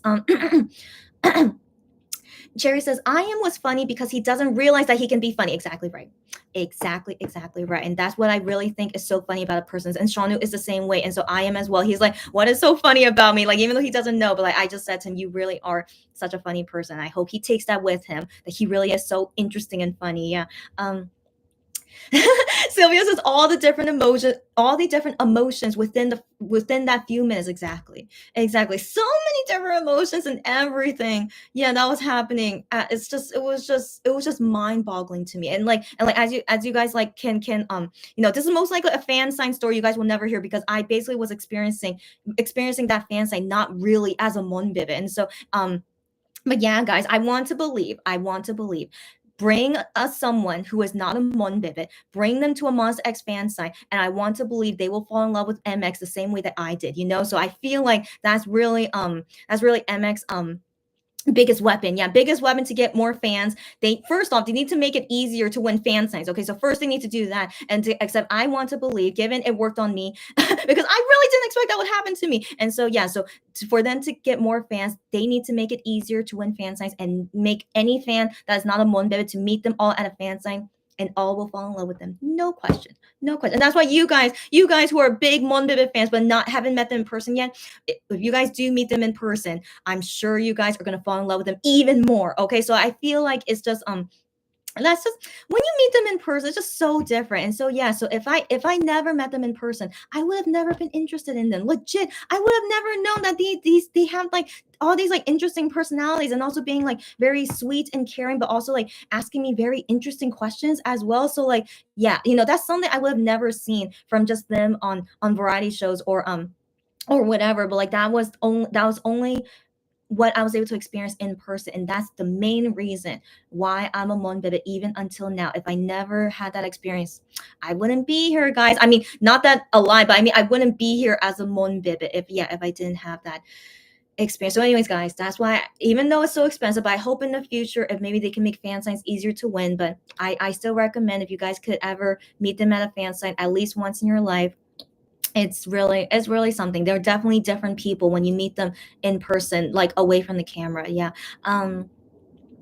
Yeah, Cherry says emotional roller coaster. Yep, emotional roller coaster. And Maria, I didn't know you were here. By the way, Maria, her birthday is April 12th. I don't know if she's whatever. I hope you were good with me saying this. Whatever. Maria's birthday is April 12th. So I wish her a happy birthday. And maybe it's still April 12th in her time. So I just want to say happy birthday, Maria. Hope you have a great day. And then yeah, she's just stopping by to say happy fourth Monbebe anniversary to me. You're so sweet as always, but you more. It's your birthday, okay? So I hope you have a great day, Maria, and talk to you again anytime, Maria. So hope you have a great day. Yeah, okay, yeah. So yeah, I guess you guys don't have any questions. That's great. So yeah, so anyways, so after I meet them all, right? So after I meet them all, I go back to my seat, and the fan sign is about to end soon, right? Since I was like number 80 something, so the fan sign is gonna end soon. And so I remember looking at the clock, it was like 8 p.m. And so that's why I remember the time that I became a Monbebe, because I looked at the time just wondering how much time left I have to get back home, and it was 8 p.m. And I was just like, So at 8 p.m., this is when I fell in love with Monster X. And so yeah, so April 13th at 8 p.m. And so when I went back to my chair, and I'm talking with my Monbebe customer friend. I'm just like, wow. I was just like, oh my gosh, you're not gonna believe this. That was the craziest time. But I think I could finally say to you, I'm an official Monbebe now. And so yeah, so I'm telling this to that customer friend, like I'm an official Monbebe now. And yeah, so I don't know, like yeah, so just overall, each person gave me such a strong impression. I wish I could remember what exactly I talked about with Minhyuk. Hopefully, it'll come to my memory soon. But like, still, each person, all 7 guys, each person gave me such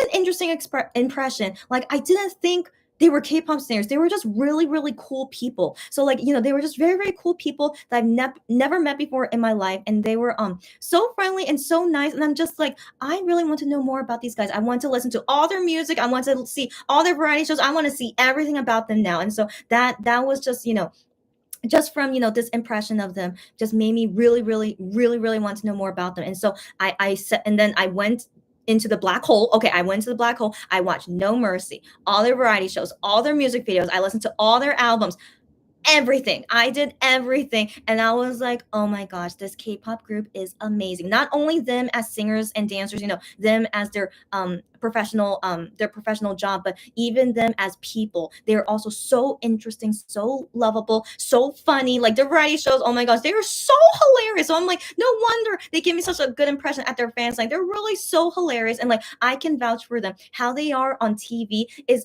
like how they are in real life as well. Like, at the fan side, they're kind of like a little bit more real than they are on TV at least, but still it's pretty much almost the same. Like they still show like their true personality on TV, which is what I saw at the fan site. And so I just thought that was just so interesting to see celebrities, K-pop singers who are not like two-faced. They were not two-faced. Like everything they did on TV and at the fan site, they all seem so genuine, so honest, and just really just it's been a very long time since I've met good people like that.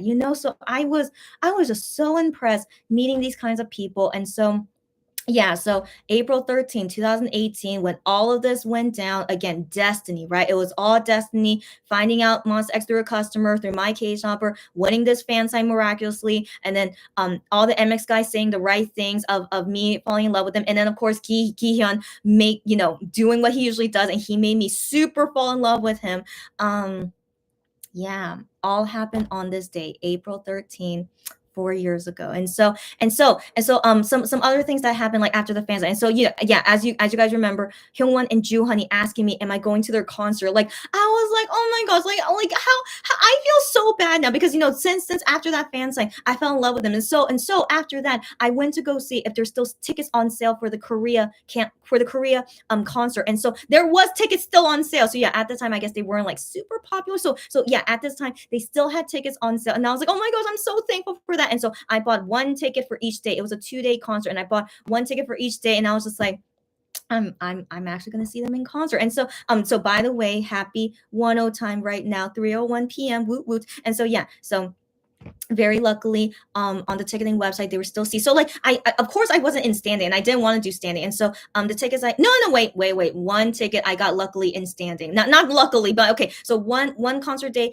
I somehow got a ticket in standing. That was the one available, and I was just like, okay, whatever, let's just do one ticket in standing. And then another concert day, it was on like the second floor seats, but I was still very impressed that I was still able to buy tickets to the concert. So yeah, so at the time guys, that's probably why I went to the fan sign too. At the time Monster X wasn't super popular during jealousy time, but yeah, I was able to win to a fan sign, and I was still able to buy tickets to their concerts. So yeah, I became a Monbebe kind of at the right time, and I was able to do all these things luckily, and then able to get a ticket to their concert. And so the thing is, I can't remember if I said to Joohoney and Hyungwon at later fan signs that I went to, if I went to their concert. I can't remember if I told them, but I don't think I did, because I remember, the second fan site that I went to, it went by really, really fast. So I don't even think I had time to tell them that I was going to go to their concert. But But yeah, but I have hope. I have hope that that they have seen me, enough at fan signs, and then if they did see me at the concert, who knows if they did? They could have, but I can't know for sure. But like if they saw me at this concert, that they know that I'm truly their fan and I really went to their concerts. I hope they truly know that. Especially I even saw them in a video call fan sign like a year ago, and so surely they know that I really am their fan and that I went to go see their concert. And so yeah, but I haven't said to them in person, is like, do you know that I went to their concert? But I want to believe, of course they know. I want to believe, right? And so yeah, so everything just steep downhill from there of falling in love with them. And then so another thing I want to mention is that I think maybe it was also destiny that Gion was the second member I meet, because in my opinion, I was thinking about this.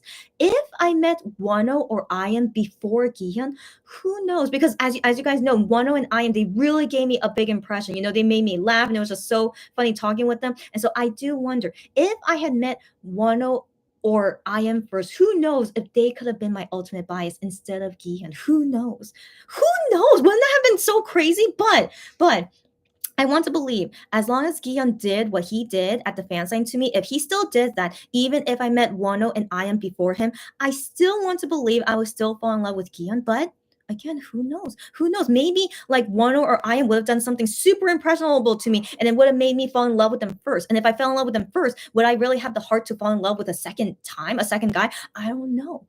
I don't know. So yeah, I don't know, but I want to believe not, because I definitely find Gion looks more attractive than Wano and I am. So that's the thing. So I want to believe it was meant to be that, yeah, that I fall in love with Gion, and also he was the second member I meet before all the other guys had a chance to steal my heart away.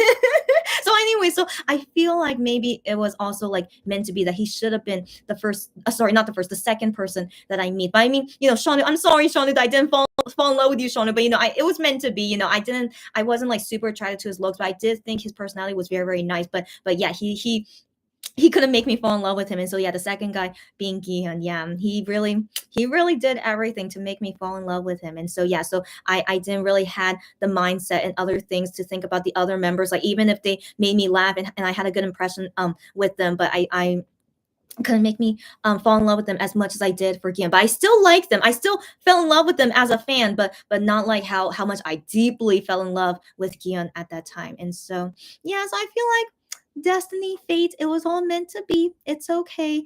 Um yeah, and so yeah, so that's why, guys, this day is so memorable to me. Why I'll always remember as April 13th and at 8 p.m., which was the time when the fan sign was almost ending, when I finished talking with them.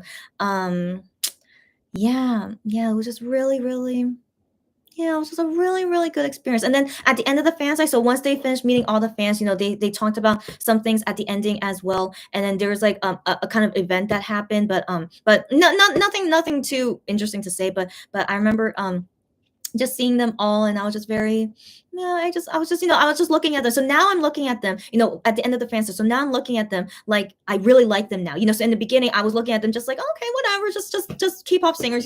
But then at the end of the fans, I look at them now as like falling in love with them already. So it was just a weird, as Sylvia says, it was just so many emotions all within these few hours. And yeah, so it was just so interesting at the end of the fans, like seeing them in like this new perspective, right? It's like now I completely fall in love with them, and like looking at Gihyun differently, that I'm super in love with this guy now. um yeah, so it was just what a roller coaster. And then when I went back home on that day, I can't even remember what I did when I went back home. I can't remember. I just remember I was talking with the Monbebe customer the whole time, like telling her everything that happened. And then when I went back home, maybe I just was like searching up all the MX albums and all the variety shows. Maybe that was all I was doing. I don't know. I think I was on Twitter, maybe seeing the fan site posting photos from the fan site. I remember like seeing those, and I wanted to keep some photos from that fan sign and stuff. Yeah, but I was not in my right mind. I was not in my right mind. I fell in love on this day, and ever since that day, Yeah, I've not been the same person. That's all I could say. I was not the same person. And at the time before I became a Monbebe, I was a BTS fan. And so yeah, on this day, legit, BTS was out of my mind. Legit, I was like, nope, not I feel nothing for BTS right now. Like legit, Monster X is powerful enough to get BTS out of my mind. And so BTS was nothing to me now. And then I think like a few weeks later, I was selling all my BTS albums. I was selling my BTS photo cards as well, and of course I was able to sell them, no worries. But yeah, I was selling all my BTS stuff, and then making room to buy a Monster X stuff. And so to the next part of this anniversary party, I want to show you guys all my photo card stuff that I collected in the past 4 years. Yeah, so this is 4 years worth of stuff, and we're gonna go down memory lane. I'll explain I'll explain my favorite photo cards that I collected, and then also what it means to me. And so yeah, so this is the last part of this anniversary party that I'm doing. We're gonna go down memory lane with my photo card collection. And because the thing is, I forgot to do it on Wano's birthday. So I remember someone here mentioned to me, "Oh, on Wano's birthday, you should show what are your favorite photo cards of Wano and stuff." I'm like, "Oh my gosh, that's a perfect idea. I would love to do that." But if you guys remember, on Wano's birthday, I got hungover the whole entire day. As you guys remember, like not hungover, but I had a really really bad headache. Do you guys remember that? So I had a really really bad headache, and I totally forgot about showing photo cards on that day. And so yeah, so when I was thinking about that and like what to do on today, my 4 year anniversary, I'm like, I should finally show the photo cards that I've collected, showing my favorite ones and what they mean to me, and just going down memory lane of how it has been with me being a Monbebe for 4 years. So I hope you guys don't mind being kind of sappy, cheesy. Yeah. So yeah, even though I don't like cheesy things, but this is something I really want to be cheesy about. So I hope you guys are excited to see yeah, all my memories with me.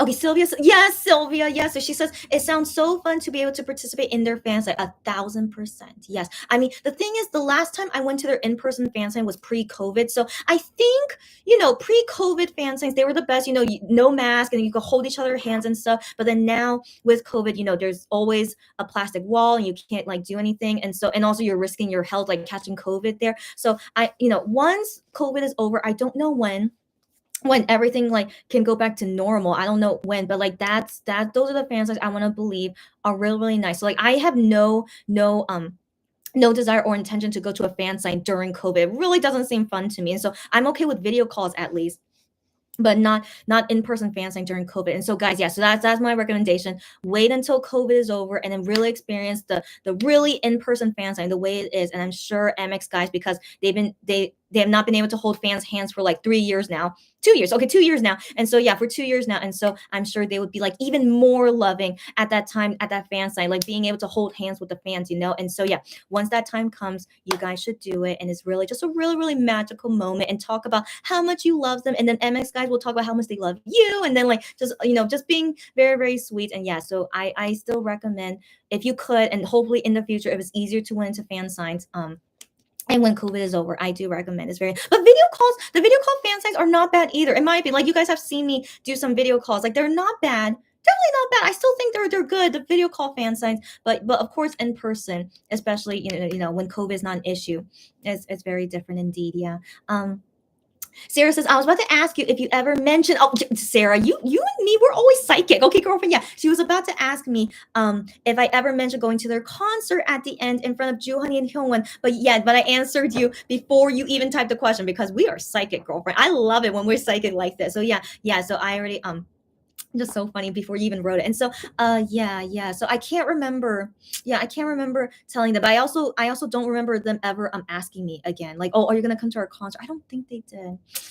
Yeah, I don't think so. So yeah, so I have that regret. I didn't realize it until now, but it was 4 years ago. They, of course, Hyungwon and Juhani, they most likely don't remember asking me that. But surely I want them to. Surely they know that I did go to their concert, and I hope that maybe, who knows, if the concert that was in May 2018. If they, most likely they did, but I mean the venue wasn't super big. But I mean I just wish they knew that I was there, and like I saw the full 2 days of that concert, and it was really really nice. Yeah, but it's okay. Yeah, I wish I could have told them, but it's okay. But still, I had a very, very good impression of going to my first ever MX concert. Yeah, so it was end of May, first time ever seeing them in concert, and that was a great concert, of course, the 2018 World Tour. Yeah, it was a nice concert, and just I think I remember they cried. I think so. I remember that. Yes, they did. Yes, I remember there was something sad that happened, but still, it was still really good experience, and yeah, they have great concerts. So like previous concerts I've been to before is like I went to a Super Junior concert, of course. I've seen BTS in concert, of course, but who else have I seen? I'm sure I've seen more than that. I saw Vic's concert, Block B, EXO. Yeah, yeah, I've been to an EXO concert.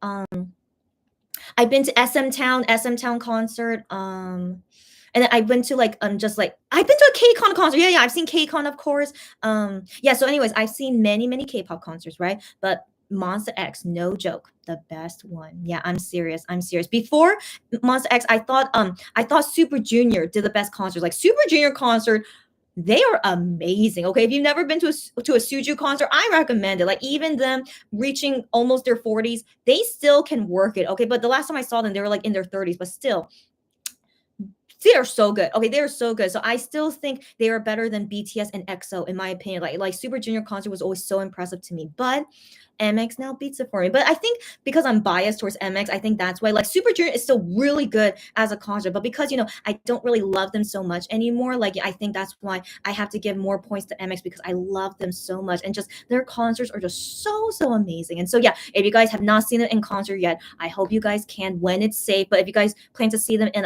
Germany or USA, it's all good. But I mean be safe, okay guys. But yeah, I do miss those days of being at a concert when not worrying about this virus, but yeah, so yeah, I've always enjoyed MX concert, and so that's why I've been to like so many MX concerts, of course. And so yeah, each one of these MX concerts, each one that I've been to have always been fantastic. So yeah, so no regrets. Yeah, so I'm just really glad I became their fan in time before their first concert of 2018. So yeah, so that was nice.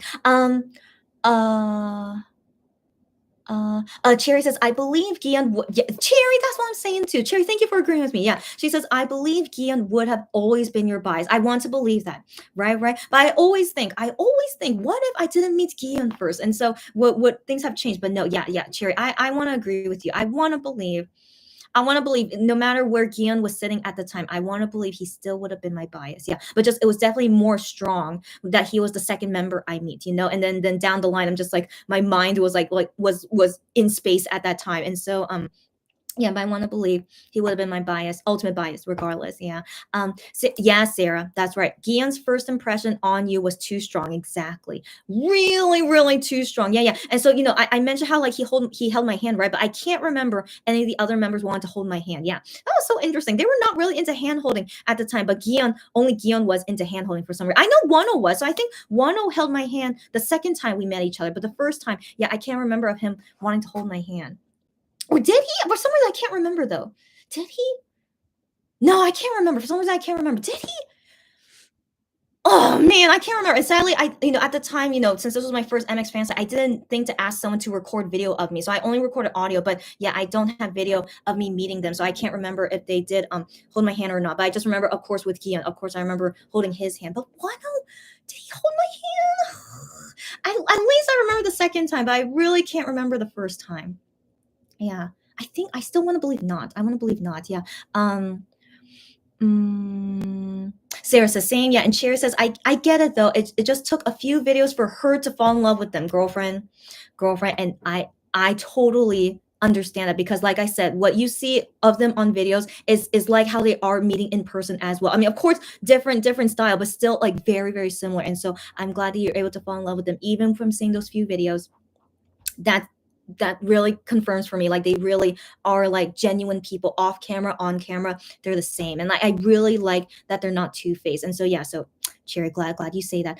Sylvia says my binders, that's right guys, it's so heavy guys, but yeah, I 4 years worth of stuff. Actually, I still have like a smaller binders of stuff like in my stores, but at least just the main stuff are here. And so that's why I only brought these 2 binders. But legit, these are so heavy, guys. And so yeah, I'll show them very soon. And yeah, Candy says, oh, your photo cards. Yes, guys, this is gonna end the party with showing you my photo cards and going through memory lane.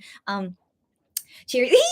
Are you guys really excited? Stop it, guys. Okay, so yeah, Cherry says so excited to see those binders. Okay, glad you're excited. And Sarah says those post COVID, yeah, post COVID fan signs will be a battlefield. That's right, it's a battlefield. Yeah, yeah, and yeah, I assume it's so difficult to win into them now, of course, because it's only 30 people can win into those in-person fan signs when in the past was 100. So definitely, I had a lot of good odds in the past of winning into those fan signs, and so yeah, so that's why I'm not interested to yeah. But oh okay, wait. Sarah's saying like wait. Now I understand what you're saying, Sarah. So once COVID is over, yeah, and then when they do fan signs, they will be a battlefield. You're right. But I want to believe like 100 people will win. So it's still like high possibility of winning. Still difficult, but at least if it's 100 people winning, hopefully we'll be okay, and that and who knows, and yeah, and hopefully they'll do a lot and it'll be easier to win, and like they can still make money from it. Yeah, but then I don't want the MX guys to be so tired. They're gonna be so tired meeting thousands of fans every month basically, but really their fan signs are very special for a reason. So I hope they know that many fans want to meet them, and might as well make money from it. But I hope is they're going to change the system where like you don't have to spend thousands of dollars to meet them. Like you could still make money, a lot of money from it, but you don't have to charge like $1,000. So yeah, so I wonder if in the future that will change, but I doubt it, because if they're still with Starship, they're never going to change it. Okay, but yeah, but I have hope if maybe in the future if they change to a different company. But yeah, we'll see. Sarah says, if now it's hard to get into one, I can't imagine what will happen once COVID will go away and get much better. Right. So that's when I finally understood what you were saying. Yeah. So right now it's hard because only 30 people can win, so 30 people, that's way too difficult. And so yeah, so if in the future, once COVID is over and it's 100 people that can win, it'll still be a battlefield. Of course, it'll still be a battlefield, but I still want to believe still would not be so terrible. At least not as bad as now, but yeah, but we'll see. We'll see in the future how they plan to do fan signs in the future. Yeah. Sylvia says, I have been saying I wanted to see.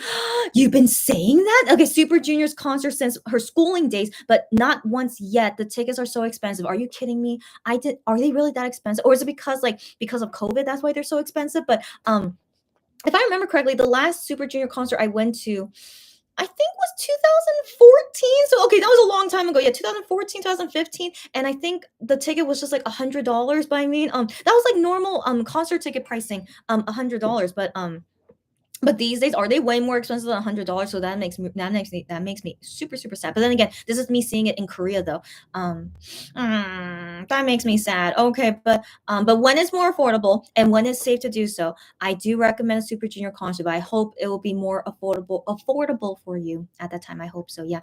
Italy, long time no see. Oh my gosh, hi Italy. She says hi. It's been so long. Glad you're finally back. Yeah, I'm glad you're finally back too. Oh my gosh, Italy, how have you been, girlfriend? I mean, I've been doing this live for almost 2 hours now. It was like a lot of story time, but happy to see you here on my 4-year anniversary as a Monbebe. And so we're ending things off, looking at my photo cards through memory lane, and then I'm gonna end this live part. But Italy, long time no see. How you doing, girlfriend?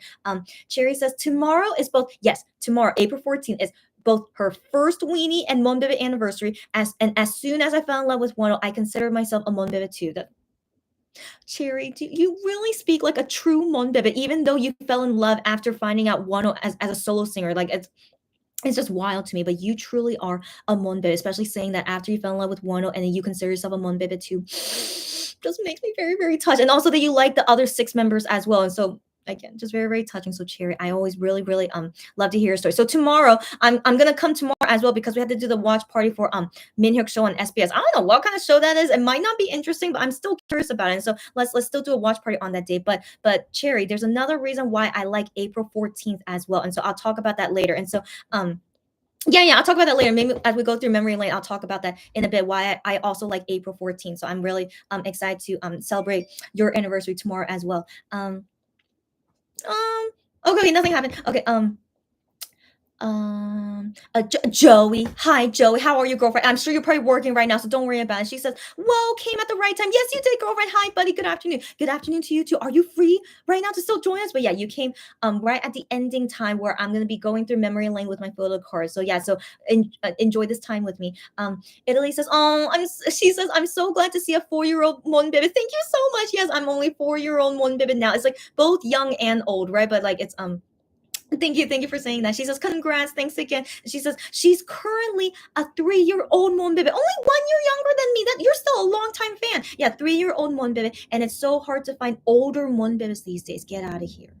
Get out of here. I was thinking, how's the age range these days? But keep in mind, Sarah here, she's been a Monbebe since before No Mercy. Okay, so she's like super sunbed to us. Like she's definitely super old school Monbebe, but I think I do understand what you mean. Like it is kind of rare these days to meet older Monbebes, right? And so even with me being 4 years old, I mean, it's still hard for me to find Monbebes even older than me, you know. But they do exist. They do exist. But I do feel like these days they're usually young fans, but that's okay. That means the fandom grew a lot recently, which I love to see. And yeah, so it's just so interesting how like during debut time and then up until like jealousy time, their fandom still was not that big. I wonder why. I really wonder why. But I definitely became a Monbebe at the right time, right before they like got super popular and things got more competitive. But I still feel like they're not as crazy popular as like a BTS, but they're definitely popular, so popular, but at least not BTS level. So I'm at least grateful for that. It's not like super terrible, but still yeah, so it just makes me wonder. Yeah, all the older Monbebes, if maybe they left the fandom. I do remember a very popular Gion fan site. For some reason, she stopped being a fan site in 2018 or 19. I don't know why. I don't know, but I thought that was very interesting why she suddenly left the fandom. But because she was like such a popular Gion fan site. So I do see that, you know, for some reason some old Monbebes they left in the middle, and like when if they can leave whenever they want, it's okay. But yeah, so I do think that's also part of the reason why there's less older Monbebes if they already left early, and then yeah, there's mainly younger ones these days. But regardless, we're still a pretty big fandom. I think so, at least bigger than how it was when I started in 2018. And so yeah, so yeah, anyways, good point to make. Cherry says, I don't know. It was something about their relationship that really pulled at my heartstrings. Cherry got that right. That's why I definitely fell in love with them more after I saw these videos as well, of seeing how much they love each other. Like I love to see such strong friendship, brotherhood like that. Yeah, I agree. It's that genuine feeling. Girl, I agree completely. The genuine feeling I get every time I see them is the soft way they take care of each other. Yes, I agree. I agree. And that's why I love them so much as a group. Like OT7, man, their friendship with each other. Like there's no relationship within all seven members that I felt was like awkward or weird. All seven of them got along with each other so well. And I just love seeing that. I love seeing that. And that's why, seeing one, leave this great friendship that they had, it was, that's why it was like it really took a lot out of me. But yeah, but I still want to believe they're all still friends, of course. And yeah. So again, I'm really glad you saw that, and that's why I start to love them even more, seeing how close they are with each other. Yeah. TB, I think very long time I haven't seen you, TB. Welcome, TB. Okay, so TB says, Monster X is the only group I know.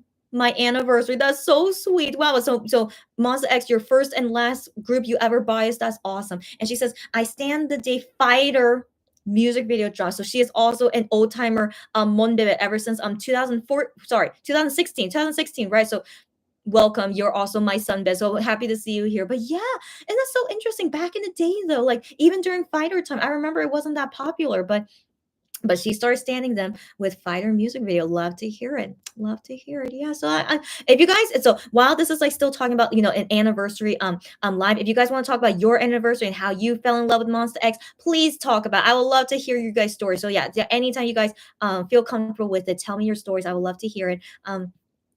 Italy says, yes, we did. I know, yes, we did. Yeah. It's so amazing to experience how much they grew. I always get emotional. Same.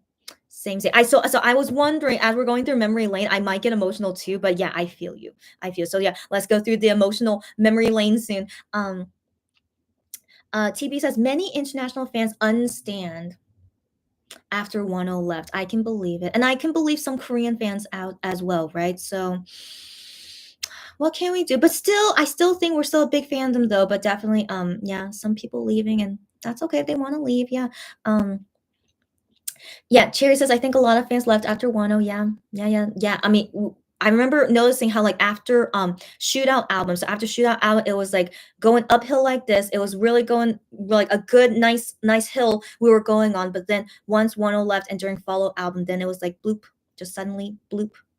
So yeah, so I felt that, in terms of like album sales and like how popular they were feeling, like it was like a sudden bloop. It was no longer going uphill anymore, but right now it's going uphill ever since like Fantasia, I guess. So they were slowly going uphill, and then as you guys know, with selling so many versions of the albums, like it's really like always their highest selling albums each time. But But I still believe, the fandom is quite okay. Even if many people left, the fandom is still quite okay. So yeah. Um Italy says they're totally missing out. Got that right. Any fans that left, they're totally missing out. And who knows if they came back? They could have, but yeah, they're missing out. Yeah. Cherry says also all the members compliment each other so well. I know. They feel more like family, bickering, loving family. Exactly. Exactly, Cherry. That's exactly how I feel. Like they even say to each other, we're basically like brothers. Like I remember this made I am cry at a concert, saying like, I feel like I have like six real brothers with me here. At this concert, I feel like you guys are really my six real brothers. And so yeah, and so he feels like I have like six total seven different parents. I remember him saying that. He got emotional saying that. So it was just very sweet.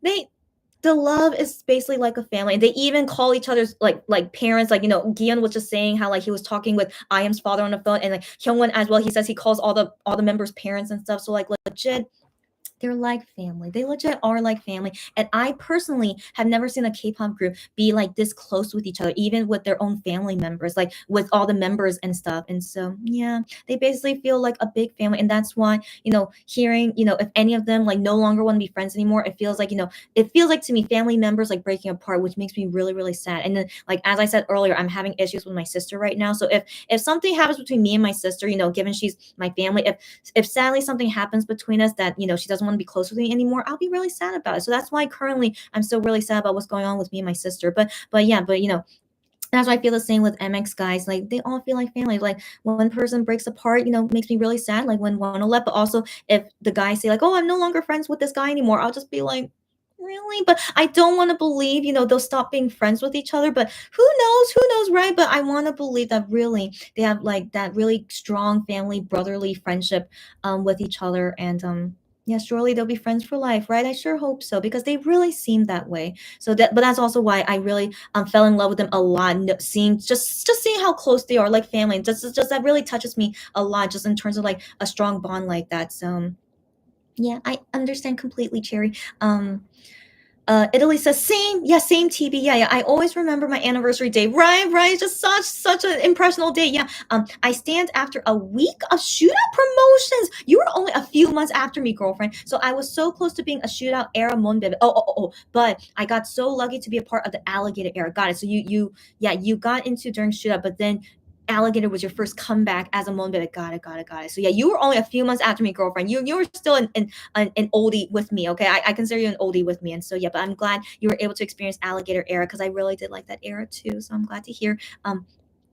TB says, but now their Korean fandom really blew up because thanks to the pandemic, some positive things from the pandemic, they are doing so many things in Korea that Korea took notice of them, especially during a pandemic. So it really helped them a lot. Got that right. As an old Monbebe, I never imagined in my wildest dreams that MX would be popular in South Korea and charting on Melon, right?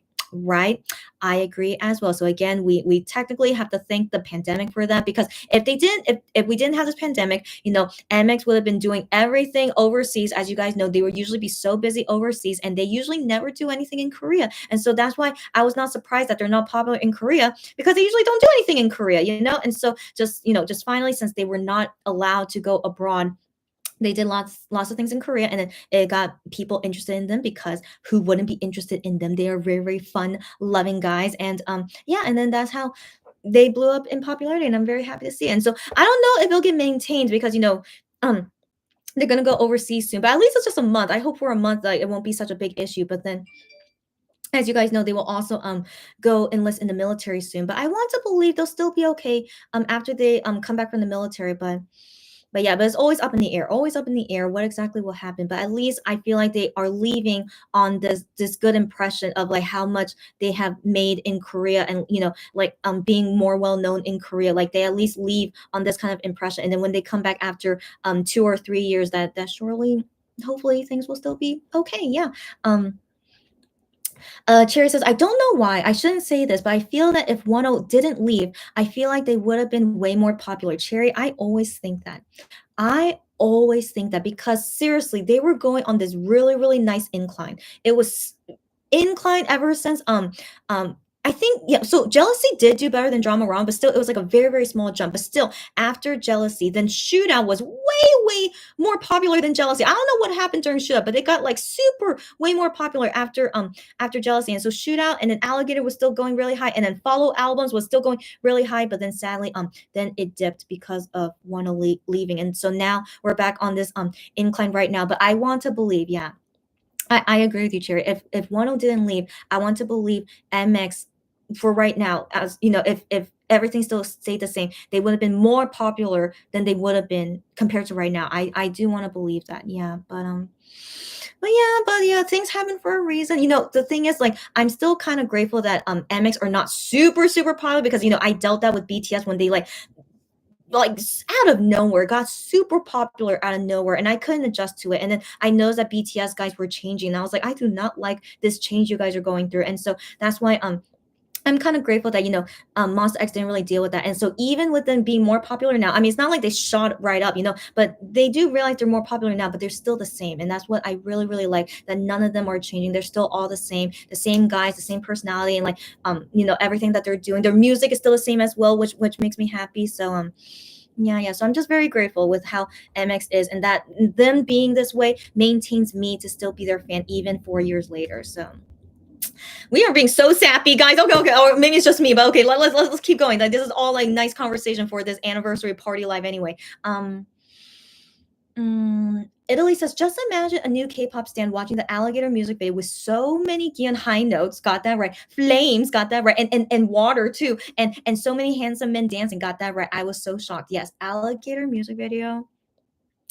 When I first saw it too, I was just like, Yep, this is what I like to see. Like, they look more mature and just definitely more sexy and handsome, and the song was also very catchy. I was just like, the dancing was also so good. Yeah, I was like, this is what I like to see. So I really like to see that development they had as well. So yeah, you were so shocked. Yeah, I understand you, girlfriend. TB says Alligator had the fandom shook. Yes, that was the first time I felt like I stand a popular group. Whoa, get out of here, because that was their highest budget MV yet at the time. Yeah, I wanted to believe that.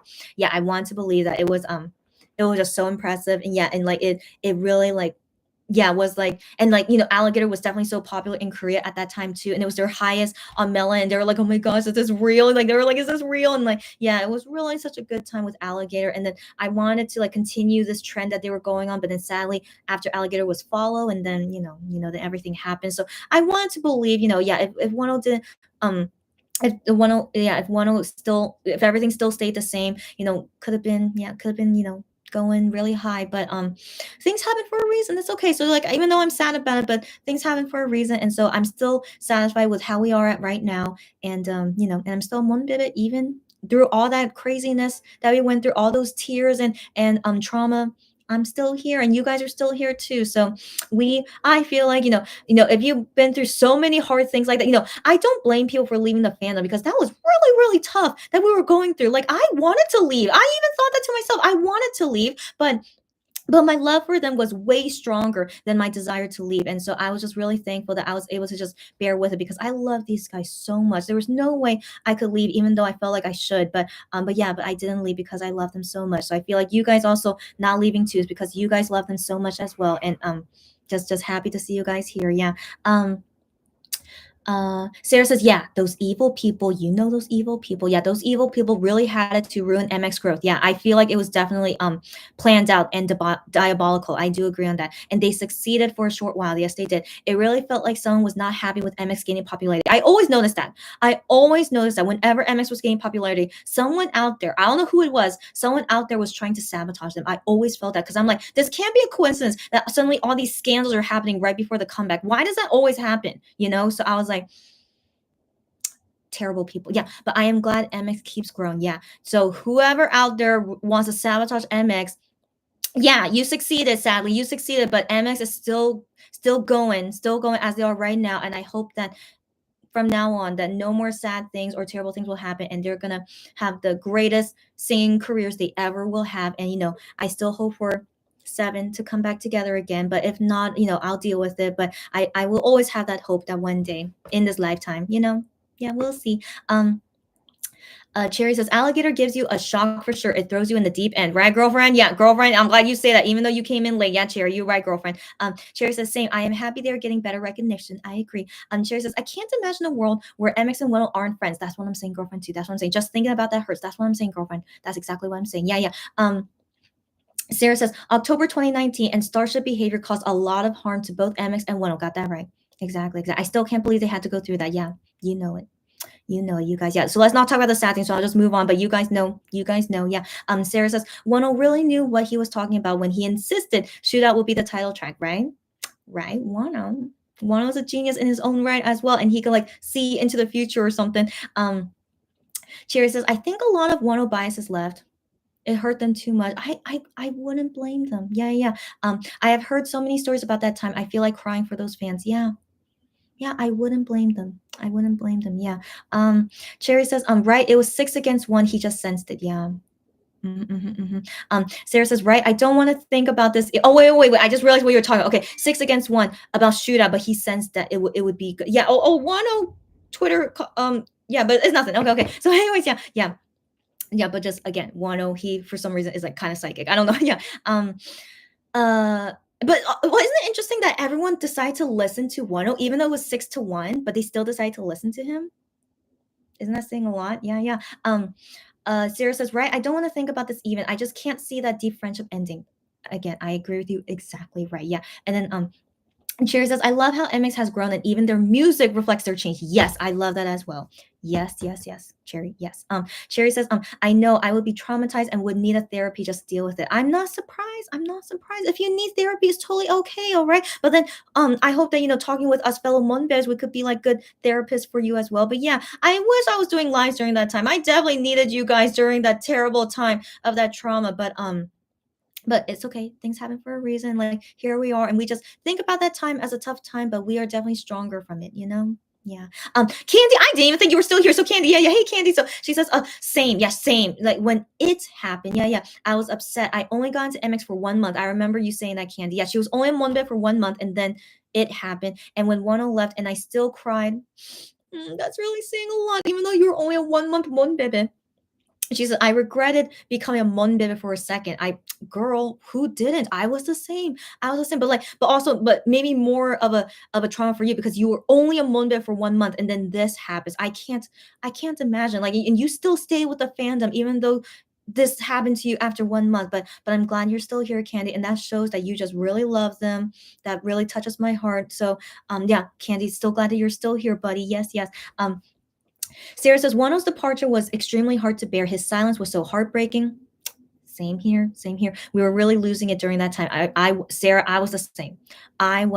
Yeah. We were losing it, but thankfully it only lasted a few months. It was a tough few months, but after a few months, we got him back, and that's all that matters. So let's move forward now. That better things are to come. Yeah. Cherry says, I always feel like Fantasia is a song that says we are back.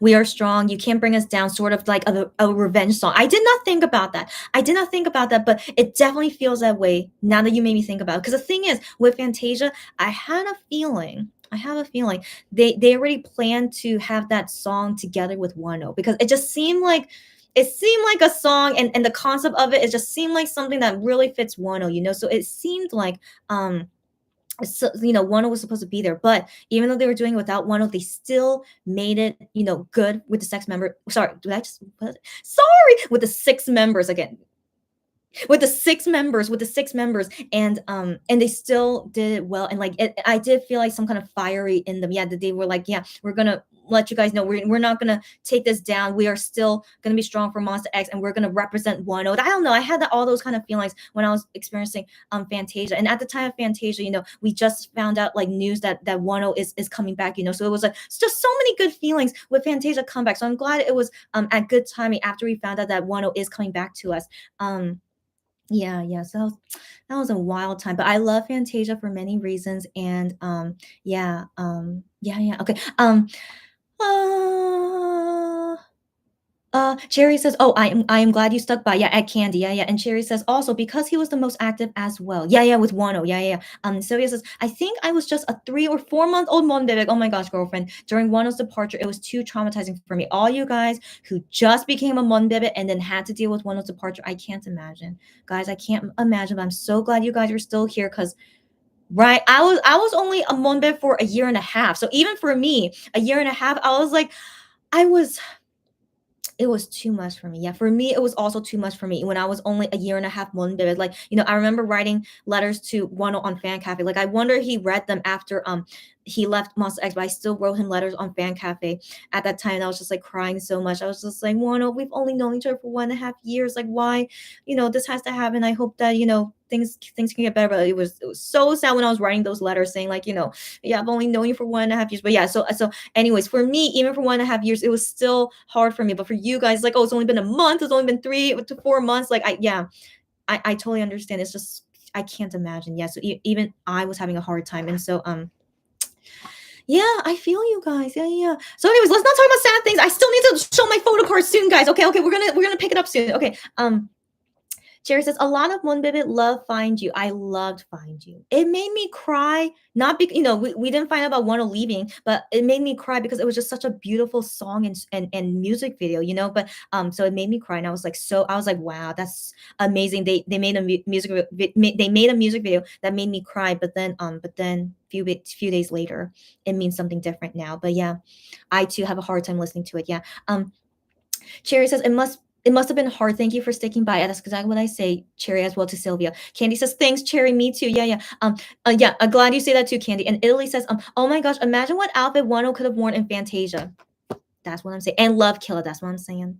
I always think about, man, what it would have been if Wano could have done those comebacks. But in my opinion, Love Killer, it feels like them trying to do a song without Wano in mind. Like, in my opinion, Love Killer felt like them trying to do something new because Wano is not in the group anymore. So it felt like, oh, let's try this style because we couldn't have done this if Wano was here. But I think Wano still could have done Love Killer, but it felt a little bit different in my opinion. That it felt like with the intention of like not really having Wano involved. I don't know. I just got that feeling with Love Kill, but that's also why it's my least favorite comeback. It just felt like the song that I didn't feel like Wano could fit into it. But then Gambler, Rush Hour, and then soon Love. I want to believe like, yeah, these are all, Ju Honey made these songs. Like, I feel like Ju Honey makes these songs that makes me feel like all 7 members could do it. And that's what I really love about that. So again, thank you so much, Ju Honey, for making me feel that way. Like, I don't know if he really is thinking that way when he's making these songs, but at least for me, given he makes it so much with like MX color in it and the MX style in it that he knows so well, of course, and like so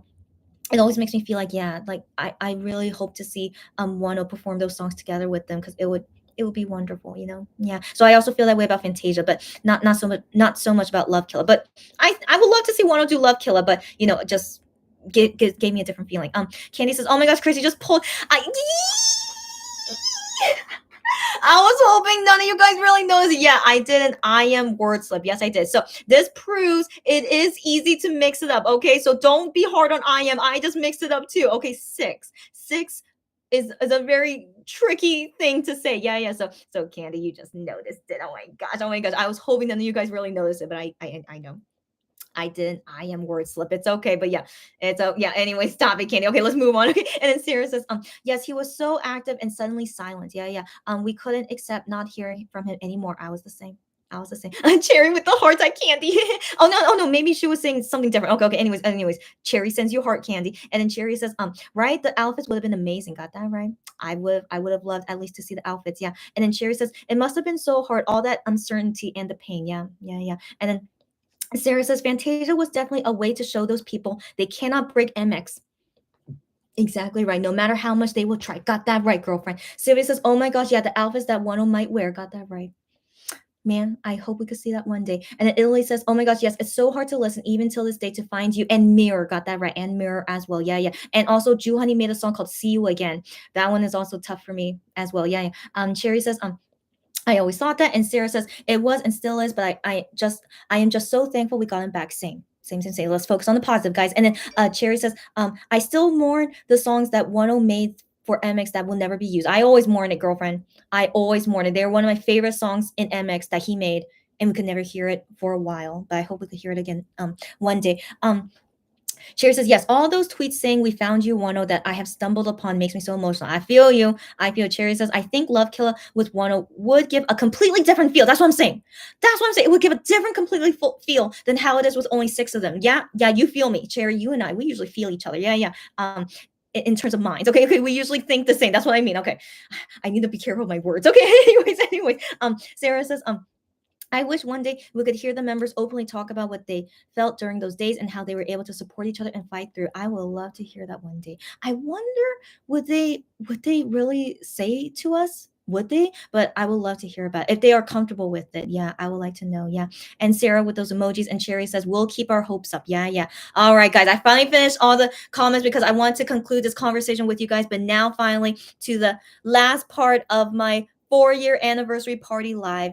Let's go through memory lane of all, not all, but I'll of the ones that I like the most, and then that has a special meaning to me. So let's get through. I have my drink here. I just want to make sure I don't spill my drink, and so let's go through memory lane now. So this was the first binder I bought to collect all my photo cards. This is the first binder I bought, and it's still really nice. So the thing is, the person I bought this from, that person doesn't make this kind of binder anymore. So I'm kind of sad. I really like this binder, but yeah, so this is the first binder I bought back in 2018 and so, or 2019. I'm not sure, 2018, 2019. But yeah, so I have so many memories of when I first started being a Monbebe and the first photo cards that I was collecting. And so I think the first things I'll show to you guys is my jealousy photo cards, because that was the era that made me into the Monbebe. And so yeah, so I was able to get all Gion jealousy photo cards, and then you can see this one was from this one was that from Alligator. Yeah, so anyways, I didn't really chronologically not what's the word, I didn't chronologically put them in this binder. So now I think I bought this binder in 2019, and so I had all the photo cards, like, I don't know, stored somewhere, and then finally I put them all in this binder. But yeah, I really like these photo cards. I don't know why they don't do it anymore, Starship, but they usually gave these group photo cards in the album. So it would always be one solo member and then one group photo card. And so these are all the group photo cards from each so there are only 4 types from the Jealousy album. And so I got all 4 types, and don't they all look so super cute? Yeah, so they don't do that. They don't make these photo cards anymore. But yeah, I really liked seeing the group photo cards of all 7 of them. So yeah, it's just so interesting why. But no, now I think I know why. After 1 left, I think that's why they stopped it.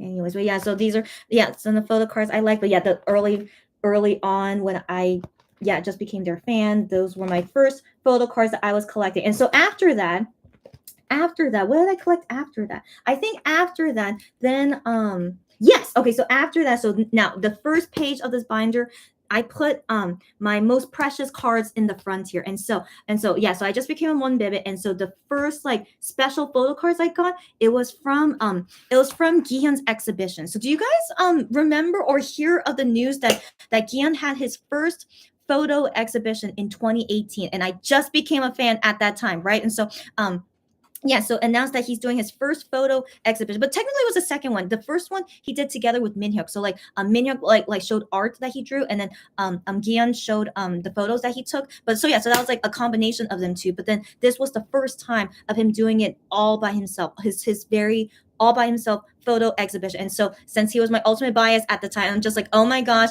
what good timing. I just became his fan a couple months ago. And so so I was really excited to go to see his photo exhibition, and I was so impressed that he takes photos really well. So I was very impressed. This guy is really good at taking photos. And so I think I remember that the photo exhibition, it was like for a couple days, and then you could buy a ticket for what day you want to go to, but also you buy a ticket for what time you want to go to. So like there are like times in the morning, in the afternoon, and evening time. And so for me personally, I just wanted to go once on each day. I don't know why, because I was crazy. Okay, I was crazy. And so I bought a ticket for like once on each day, and then and so the thing is, they also sold merch there. Of course, they sold merch there. And so of these merch is that you get this special photo card. So this special photo card, is that, you know, that's the photo card you get of just going. Okay, so I had like a lot of these photo cards, but I had customers that wanted to buy it, and so yeah, so because of me going multiple days, I got this photo card for each time I went to the photo. And isn't it so cute? It's like him during jealousy time as well with his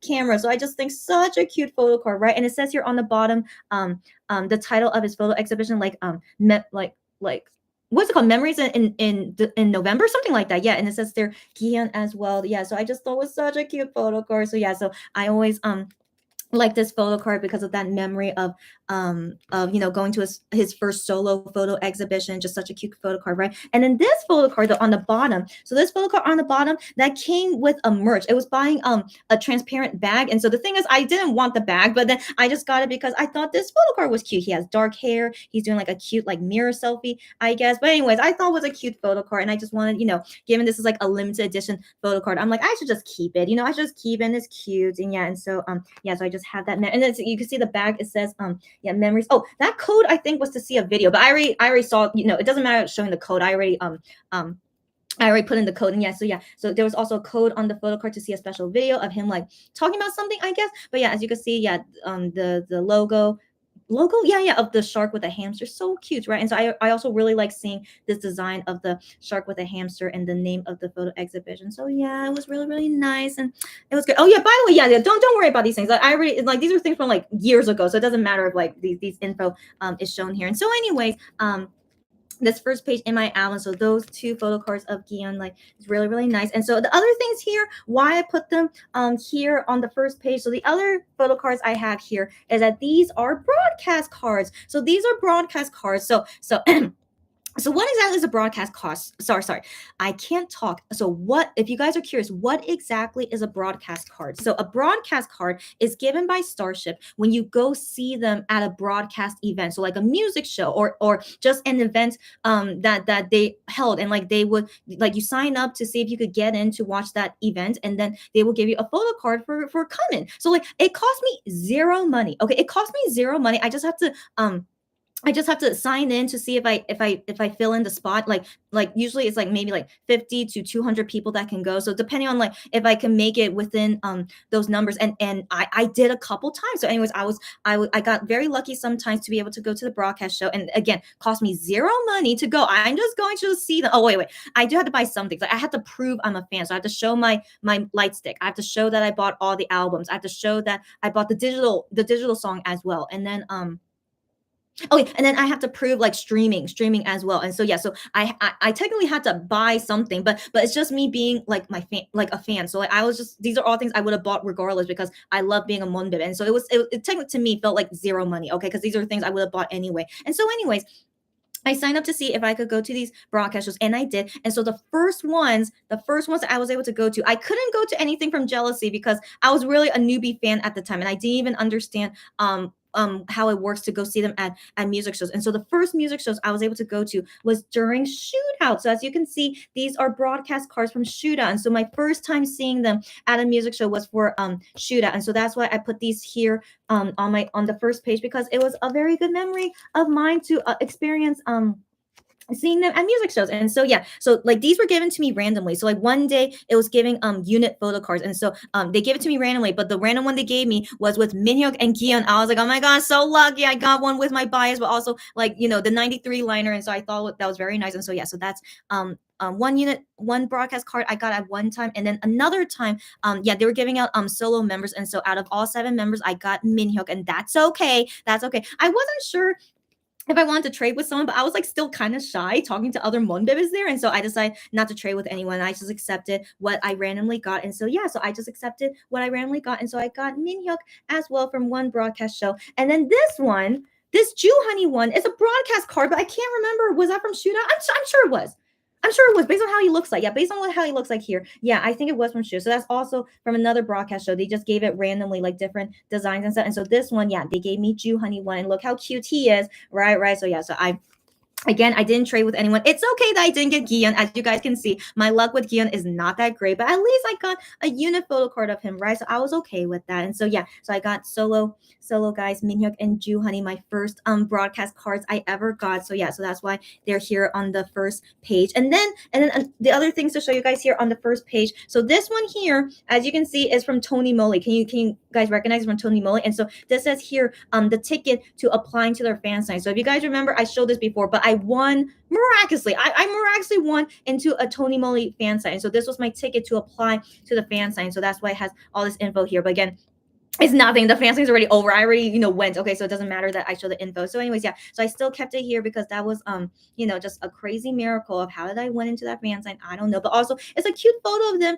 as you can see, of like showing of the fan sign ticket here. So yeah, so that's why I want to keep it here just as that memory. And then here on the bottom, it is stickers. Okay, so these stickers, these are also things that they give you at music shows for some reason. So they not only give you a special photo card, they also give you a sticker. And so these stickers, I don't know how I got them. I'm not sure, but I luckily got Gion stickers. Okay, so yeah, this was a Gion sticker during Shootout, and I think this Gion sticker was from Alligator. I think so. And so yeah, so it's actually a real sticker, but I'm never gonna use it, of course. I rather keep it. But he drew these drawings, right? So like he drew the skull because that was his concept in Shootout, like of greed or something. I don't know. I can't remember, like of the 7 deadly sins. And then for Alligator, I don't know why he drew this like heart. I don't know. Who knows why? Okay, so anyways, just yeah. So I have these drawings of Gion here. And then on here as well on the back, I decided to put here some more OT7 photo cards here. That's from Tutokdom, as you can see there. And this one, I think, was a special photo card from Alligator. I think so. Alligator time. So yeah, I love any OT7 photo cards. So I put them here as well. Yeah. So that's showing some of the beginning stuff of me being a fandom, right? Fandom of me being a fan. So yeah, so this is why I have these here on the first page. And then going through more things on memory lane, if there's anything to show you guys. Oh, okay. So here's showing the other stickers I also got from other broadcast shows. So the other stickers, that is a Minhyuk one. He drew a tree with, I don't know, he drew some kind of tree with things. And then that one is Hyung one. He drew a star with, I don't know what they were drawing, something related to the 7 deadly sins. But yeah, I got those as well from broadcast show. So I just kept it because it's nice memory. And then yeah, so I have your unit photo cards and stuff, but for some reason I don't have one with Wano. I can't believe it. No way. Wait, really? I thought I collected all of them. Oh my gosh, that's crazy. I'm shocked. Okay, I thought I collected all the Gion unit photo cards, but as you can see here, I don't have Gion with Wano. Oh my gosh, are you kidding me? Oh, but I also don't have a Gion with Ju Honey. Oh, get out of here. Oh my gosh. Okay. I didn't realize that. So I actually didn't collect all the unit photo cards. That's okay. Makes me a little bit sad. I didn't realize that until now, but that's okay. And so here I decided to keep this one of Minhyuk and Hyungwon because I thought they look cute there. But yeah, but these are cards that I personally got from my own albums. But oh wait. Wait, did I sell it? Why would I sell it? Did I sell it? I feel like I did get a Gion and Wano photo card, but for some reason, why did I sell it? Maybe because like I met someone that loves Wano a lot, and so I was like, oh, it's okay. Yeah, you can have this photo card. Maybe that's why. Oh, but that's shocking. I didn't want to keep it. But then again, maybe because I found someone that wanted it more than me. So interesting. Why didn't I keep it? It's okay. Interesting. Anyways, yeah, so I'm just realizing these things about me. And so yeah, as we go down memory lane, so I'm just showing like all the photo cards I got from past albums. Was not special. You guys know these photo cards before. So I have like the Alligator photo card Shootout photo cards. I also have like a beautiful album photo card that I got from my album that I bought later. And so yeah, so but yeah, so let me say which ones are like my favorite photo cards. Well, first off, yeah, I need to show this to you guys because I loved Shootout Time because he had black hair, okay? He as in Gion, okay? So Gion looks so good with black hair, as you guys know. And so I really, really like Shootout Time because, yeah, I was going crazy with him with his black hair. And look how cute he looks here. And then look how cute, these are one of my favorite photo cards that he did in an album. I just love it. I just love it when he has black hair. So yeah, those are one of my favorite photo cards from that era because of him having black hair. He's looking fine as always. And then let me see what else are my favorite from here. Oh yeah, and then let's see more of the OT7 photo cards, which I like as always. This was from Shootout era. Yeah. So here are more of the OT7 photo cards, which I love to see. Yeah, so these are from the albums. It was just always randomly given in the album. So only 4 types, but Yeah, I love to see it. Yeah, I love to see it. Yeah, so yeah, those are definitely my favorite photo cards. Just anything OT7. As you guys know, I'm ultimate bias OT7. Yeah, I love those photo cards a lot. And then yeah, and then let me show this one. So this was photo cards from a concert merch. I'm pretty sure it was. I'm pretty sure it was. And so, anyways, yeah. So it's all 7 members, right? All 7 members, and even showing here an OT7 photo card as well. Look how cute they are, right? So I love seeing them in normal outfits. You know, it's nothing fancy, just them in their normal outfits, and yeah, I love it. I love it. You know, I love it, and I like how there's 8 pockets here, so I was able to fit all the cards in one page. So I look how cute they all look, right? It's just so cute.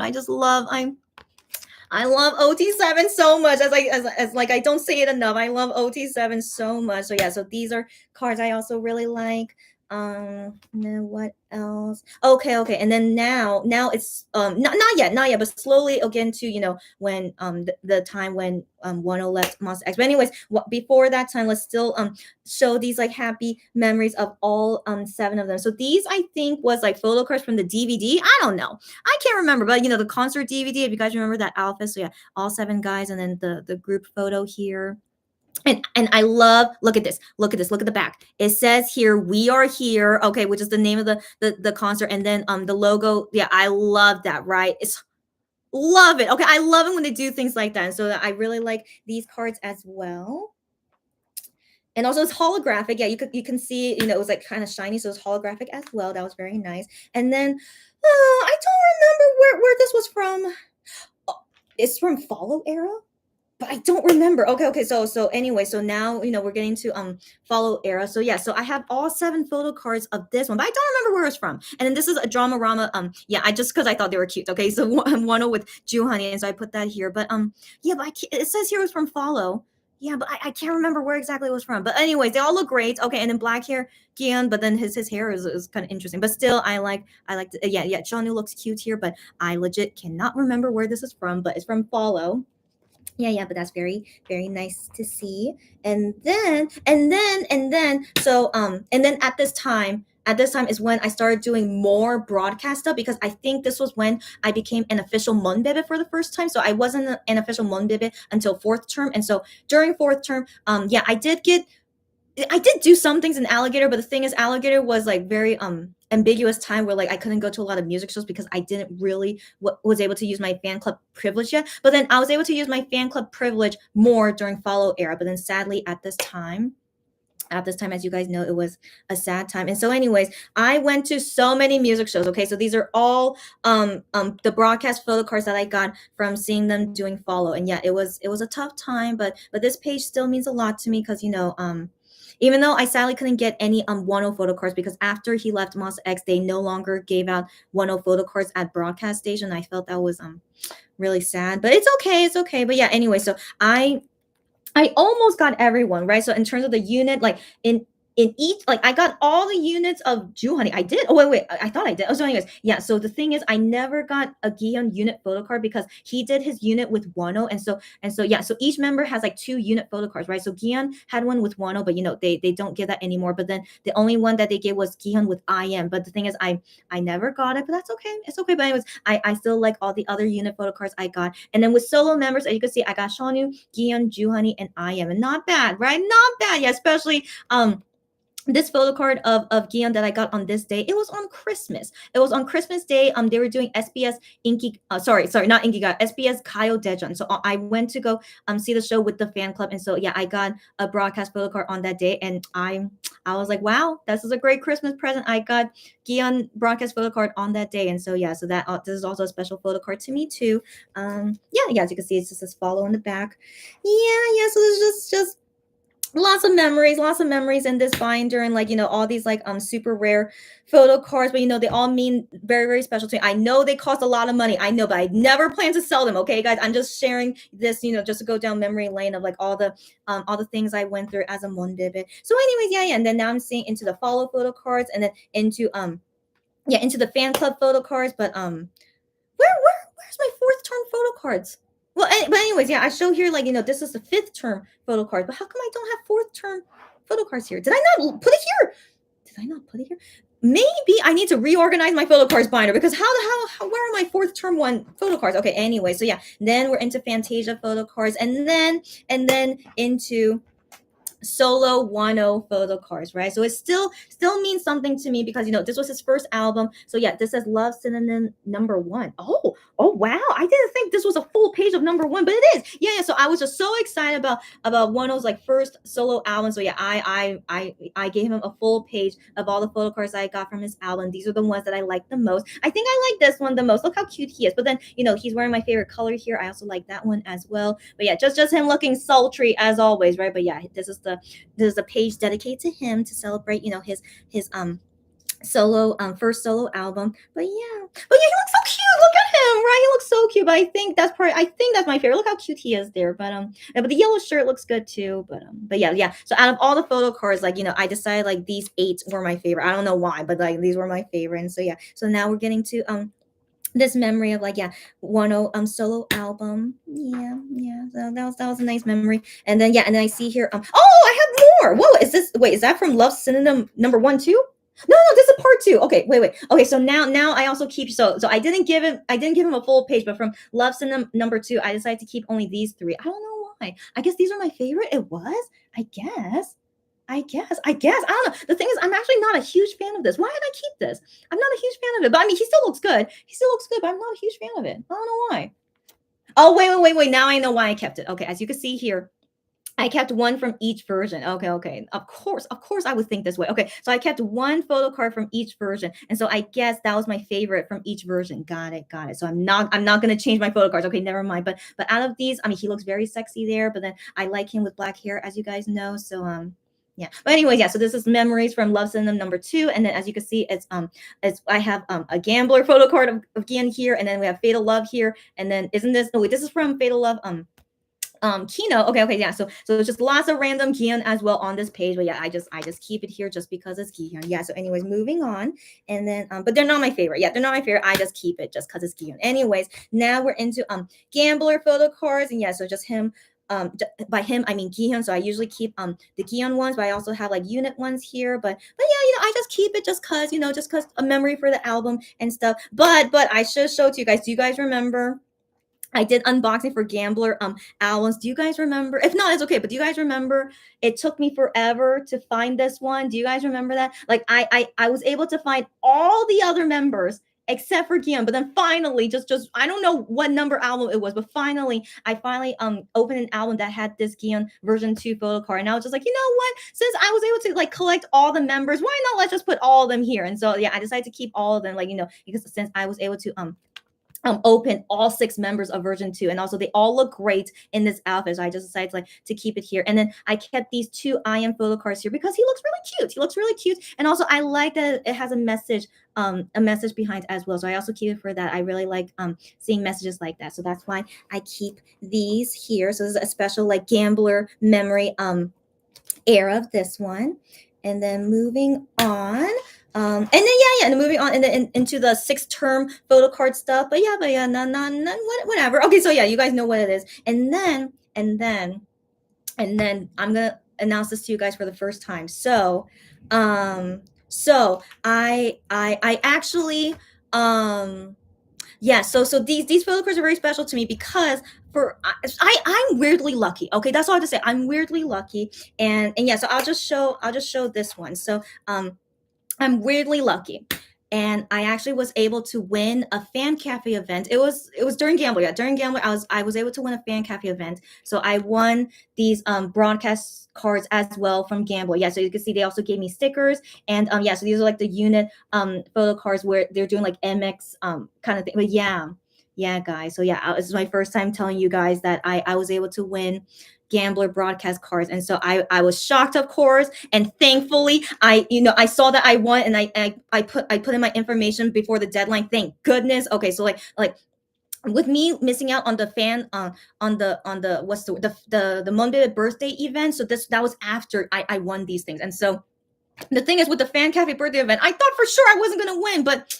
I ended up winning. And so, yeah, I'm weirdly lucky, right? But thankfully, I did win at least one other event. So that's why I can't be too sad that I didn't, what's the word? That I didn't give in my information before the deadline to win the prizes of the Monbebe birthday event. But at least, again, yeah. So I hope that you guys, yeah, don't feel too bad for me anymore. I did win broadcast cards already from Gambler, so it's okay. But again, just kind of unfortunate. I won a second time for a different event, but I wasn't able to get my cards then, but it's okay. What can we do? So yeah, so this is showing to you guys that I did get some, so it's okay. And then you guys saw like some of the stickers and photo cards, but I also got some solo photo cards as well. And so as you guys know, usually my luck with Gion is not good, right? Usually, but for some reason, Starship was very nice to me and they gave me some Gion broadcast cards. So I have 2 Gion here. They also gave me like 2 Shonu and 2 Hyungwon. So weird. And then 1 IM. Yeah, so weird. And this one is a special photo card from like an event. I don't remember. So, but these 7 here, those 7, yeah, I got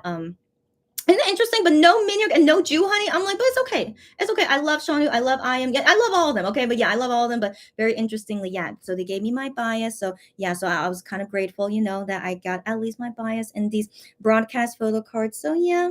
Yeah, so that was a very big, again, I'm weirdly lucky. I know, guys, I'm weirdly lucky, but then also unlucky. I missed out on the prizes for the Monbebe birthday event that I won. So it's okay, but it's okay. I win some and lose some, right? So it's okay. So yeah, that these are very special to me that I weirdly won them. And now yeah, into no limit rush hour photo cards and that is all of this album. But then why do I have a second album? Because I need to have a second album. And so let me see the second album. I believe that I bought this in like 2020, I don't know, but yeah, but it's a different style album, and so I didn't really like this new style album, but still I needed to buy it because of things that are not photo cards. So as you can see, these are like some of the postcards things, right? So like this one from Fantasia and this one from Follow. This one was a broadcast postcard. Yeah, so I have a broadcast postcard. So I got this new binder to get like these new things. So yeah, guys, I have lots of broadcast things. Yeah, so I have a broadcast postcard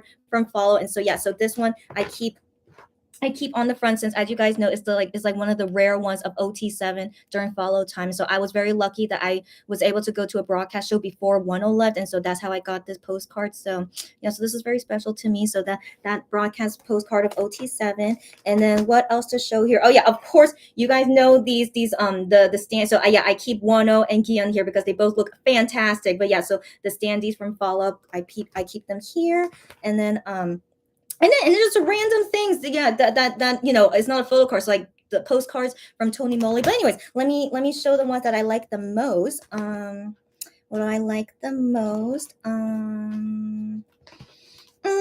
Well, yeah, I'll show here that you guys have seen the voice. So I have Voyager here, and also this is from a Starship Benefit on Gambler thing. So yeah, I don't want to rip this up. So this is like ripping up the postcards, but I don't want to rip it up. So I just keep it here. So we only see Shonu, and then the other side we see I am, right? So I only see Shonu and I am, but that's okay. I really don't want to rip this up, so I'm just keeping it as it is in here. And then yeah, and then on the Voyager stuff is here, and so yeah, so like yeah, we're going through more of memory lane, but here's like the random Polaroid stuff. Oh yeah, so yeah, more OT7 stuff. I love these Polaroids from the We Are Here album. So yeah, so I got all of these, and yeah, as you can see, another I think that was from the Kino, that Follow postcard there. So yeah, these are from those. Yeah, I just love to see these OT7 photos. Yeah, I love it. And then here, which is the thumbnail that I made for this video, my favorite one, this Polaroid is in this binder. So I love this Polaroid the most. So yeah, I keep it here. Love that one the most. And then yeah, so everything else here are like just non-photo card stuff basically. So that's what the second album is. And as you can see, yeah, the transparent like cards of Wano stuff is here. And then okay, that's right. Okay, so I have these. Anyways, okay, just a lot. Okay, and so also here, like not only other Polaroid stuff. So you can see, I put here like that's a Gihyun Polaroid from Are You There? Yeah, and then these are the Voyager Polaroids, as you guys know. So yeah, I put them here. And then if you guys are curious about brown shirts, where am I putting brown shirt? Of course I'm keeping it. Okay, of course I'm keeping it. But as you saw, like the 3 Polaroids of Voyager, but then the back, here's the brown shirt Polaroid. I just leave in the back there. Because it's okay. Okay, I still want to keep it, but he doesn't have to be shown in front. Okay, he could be shown behind. Anyways, it's all good. Okay, and then I keep here the bookmarks and stuff. So the bookmarks are here too. And then here is a page of my membership cards. It has my information on it, so I cannot show it to you guys. But here I have my fan club membership cards here. So that's where I keep there. Yeah, I want to make sure I didn't reveal it, did I? No, I didn't. Okay, thank goodness. Okay, so I didn't reveal it. So yeah, let's skip over this page because that's my personal information. And then yeah, and then just showing yeah, my weenie membership card is here too, and the other things that's related to fan club. And then there's like just some other photo cards here, but also in here, I don't know why I put this in here. I'm not sure why, but from Weenie First Member Membership, Weenie First Member Membership. What did I just say? Weenie First Term Membership. Okay, so there were special photo cards, and so I put them here of one. That if you guys like didn't sign, it's okay. But yeah, they gave us these photo cards, which are very cute. And so another thing I like about those photo cards is that on the back it would spell out 10. So I tried to show here it spells out what. Can you guys see it? It looks like 10, right? It's like if you put it all horizontally, it would spell out 10. And so yeah, so I really like that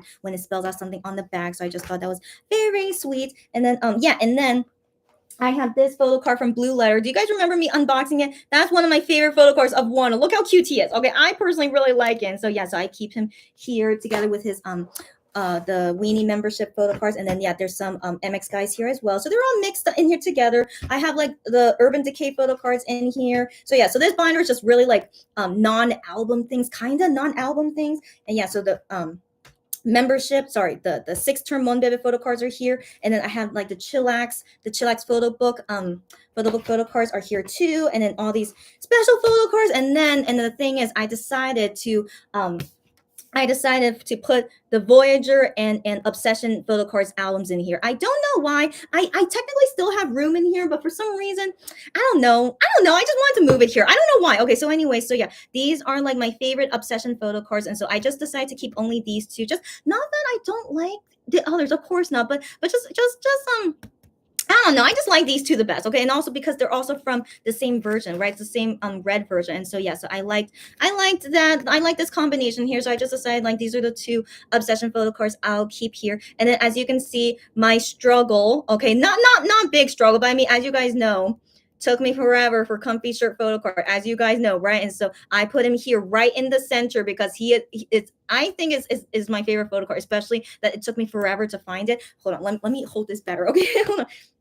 Yeah, since it took me forever to find Comfy Shirt photo card, that's why I put him in the center here. But I do also like this photo card too. And yeah, so these are like the special ones from Neighbor Life Shopping. And just because I felt was, oh yeah, Toast photo card. Yeah, so I just felt like, matching here, and then he's matching here, and then these are the hologram stickers. But yeah, but most importantly, Comfy Shirt photo card. He's right here, smack in the middle. Because he's, again, yeah, I just was such a struggle, as you guys know, and the back looks like that. And then the next page is also the rest of the Gion photo cards that I got so far. So like, yeah, so I'm not a huge fan of like, again, like, as you can see, when I'm not a fan of like certain things, I kind of like, okay, anyway, so I'm also not a fan of the green shirt, but still like, whatever. Okay. And then this is the Kino one. And then this is the special photo cards from Soundwave, and then purple shirt, as you can see why he's in the center, because you guys know how much I love purple shirt. And so, yeah, my favorite basically is in the middle here, and on the sides are just kind of like whatever, but then brown shirt, like just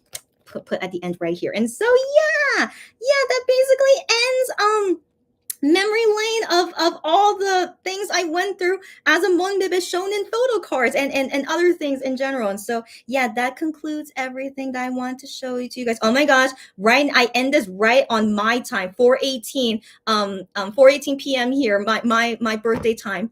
It would have been cool if I ended on 5:13, my anniversary time, but it's okay. Birthday is more important. Yeah, so anyway, so right now it's 4:18 p.m. This concludes, so why do I have such weird coincidence like that? So this concludes today's 4th anniversary party live. Thanks you guys as always for joining me, and also that you guys didn't mind hearing my long stories of how I became a Monbebe and just all these just all these things. Hope you guys enjoyed it.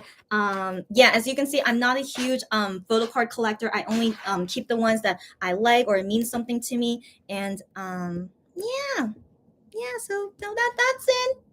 That's it. Okay, so I'll read you guys' comments and then we will go. All right. Oh my gosh, did something happen? What? Okay, wait. Wait. Okay. You guys DM me some. Okay, hold on. Someone posted on Fan Cafe 19 minutes ago. Okay, 1 second. Wait, but Monster X Fan Cafe. But did Wano post something on Fan Cafe today? Guys. Okay. Oh, Kian joined us like 20 minutes ago. Okay, what? Okay, so thank you, Kian, for writing something on my anniversary day. So that's very, very nice. Okay, so he wrote here, Monbebes, are you dressing warmly right now, because the weather today is kind of cold. I have my window open. So the thing is, it was raining last night, and also I think it's supposed to be raining today right now, but it's very cloudy right now. Yeah, it's very cloudy, but for some reason my house is quite warm. I don't know why. I'm actually quite warm, but do I plan to go out today? Do I plan to? It depends on how I'm feeling, but even though it's my anniversary day today, for some reason the weather is not that great. Yeah, it's a little bit sad to say. Yeah, right now it's 12 degrees Celsius, and it says here cloudy, and it's expected to rain more later tonight. Yeah, so I don't know why gloomy weather today, but it does not rain on my parade, as you guys know. So I'm still having a wonderful time, especially for the past 3 hours celebrating my 4th anniversary with you guys, and then I'll see you in a couple hours later to watch TMI together.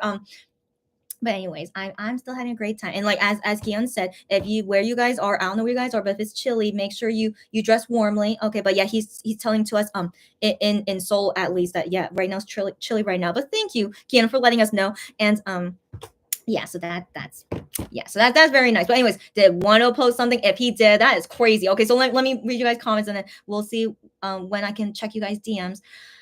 Where did I leave off? Okay.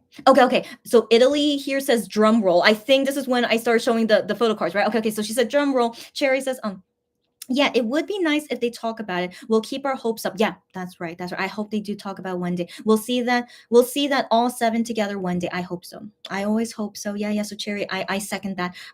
Sarah says, I still can't believe some Monbebes would say it doesn't matter who made From Zero, Nolhada, and If Only, while still hoping for MX to perform these songs. Give Wano the credit and respect he deserves. Got that freaking right.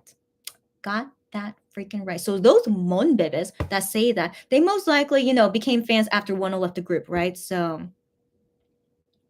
they want to see MX perform those songs, but they don't acknowledge or respect that Wano made those songs, and they don't like Wano, even though they say they like these songs. That's so hypocritical. Anyways, let's not talk about that. Let's talk about that for like a tea chatting time, right? It's all good. But yeah, when some fans say things like that, I'm like, yeah. Candy says, which is the very first card you pulled? Candy, I can't remember that. I wish I can remember, but of course I do not. So at the time when I became their fan after I met them at a fan sign, right? So I already bought Jealousy albums, but like I didn't think much when I was opening this. Like, oh, okay, I got this photo card and this photo card, but I didn't think much. At the time, I was also helping my customer with what items she wanted, and so yeah, sadly, I cannot remember the very first card I pulled. I wish I did.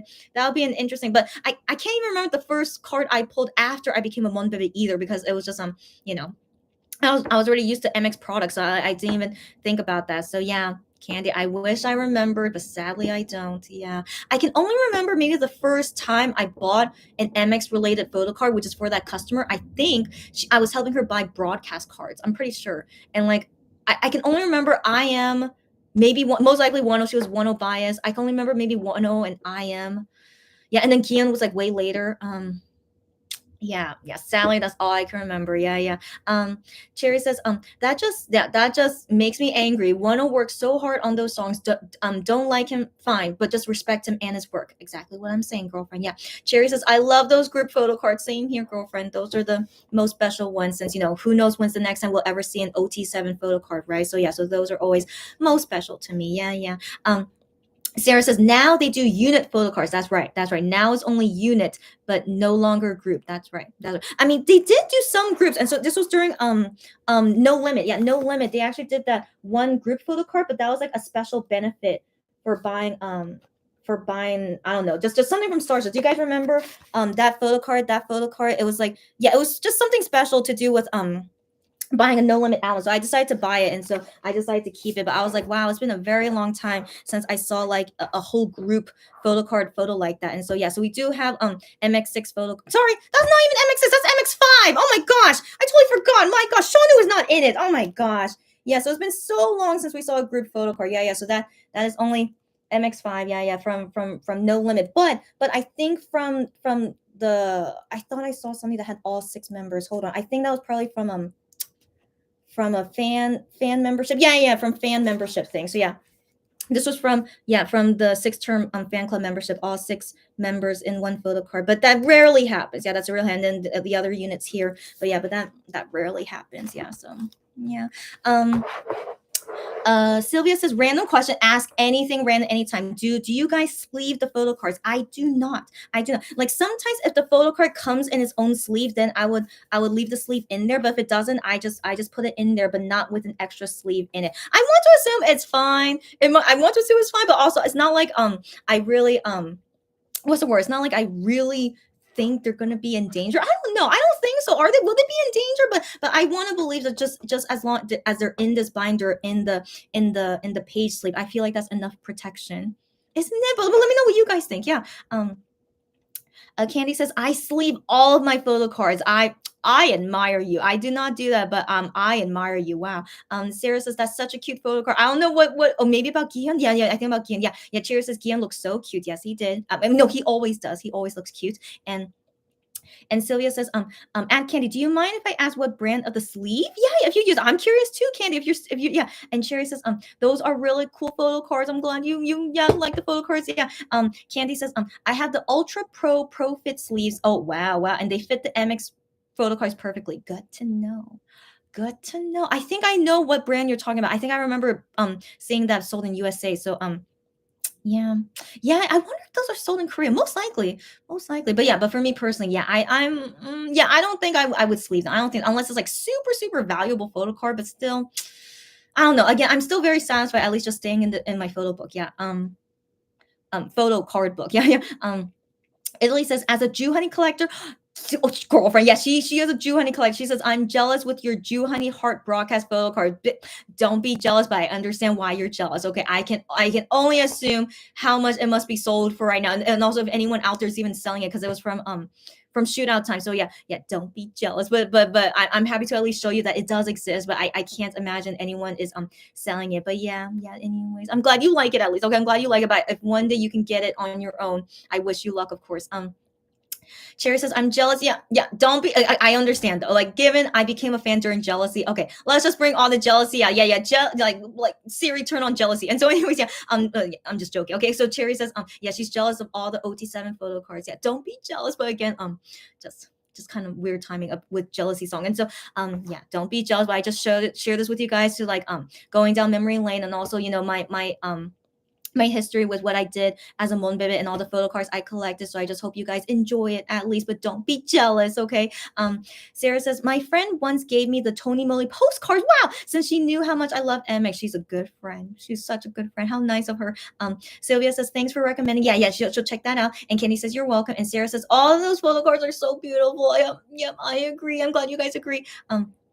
Cherry says, Chrissy just randomly realized. Yes, I didn't realize that till now. I'm a little bit sad. Okay, yeah. Me just realizing now that I did not have all the unit photo cards. I thought I did. I thought I at least had all the Gion ones, but it turned out I didn't.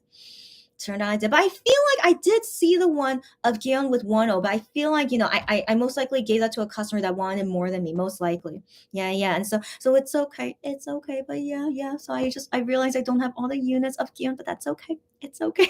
But a little bit more sad because 1.0 was in it. Like I love Gion with 1.0 friendship, but yeah, so I just realized I don't have any unit of Gion with 1.0.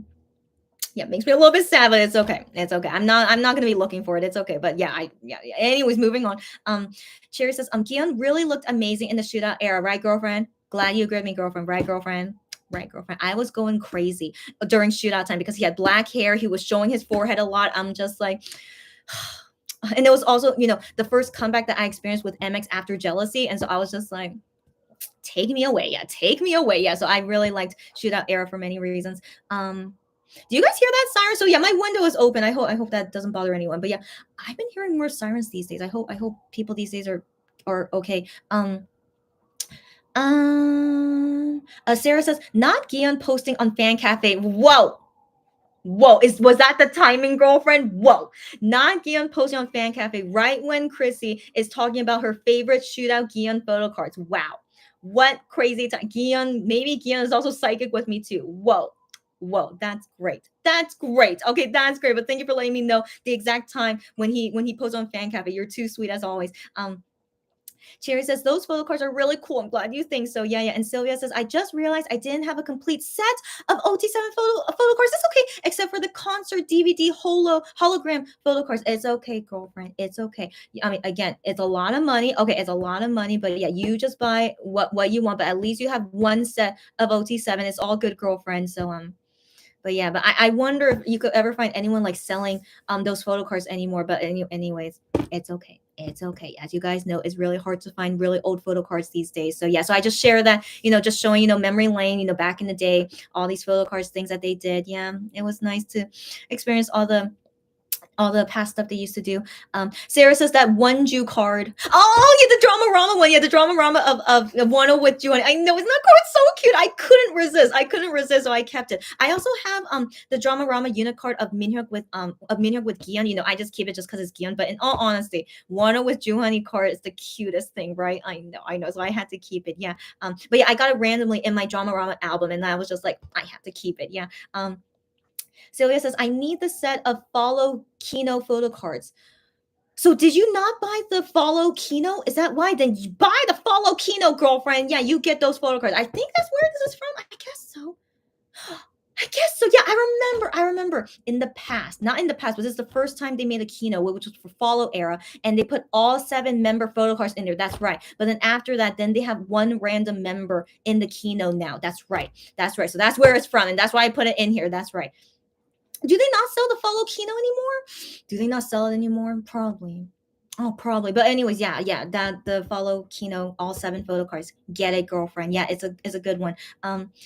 Cherry says, MX and Wano always interrupt Chrissy's live. Got that right, as always, and not as always, but it happens quite often. But Wano didn't post anything, right, guys? Did he? If he did, let me know. Okay, I'll check your DMs later. Okay. Italy says, but even better that they interrupt me during a live celebrating my 4-year anniversary as a Monbebe. Couldn't ask for anything better than that. So I'm glad out of all the members, it was Gion that decided to interrupt me at this time because he's suddenly saying, hope that we dress warmly when we go outside today. And so, anyways, that's just very Gion about him. And so, thank you very much, Gion, for interrupting today.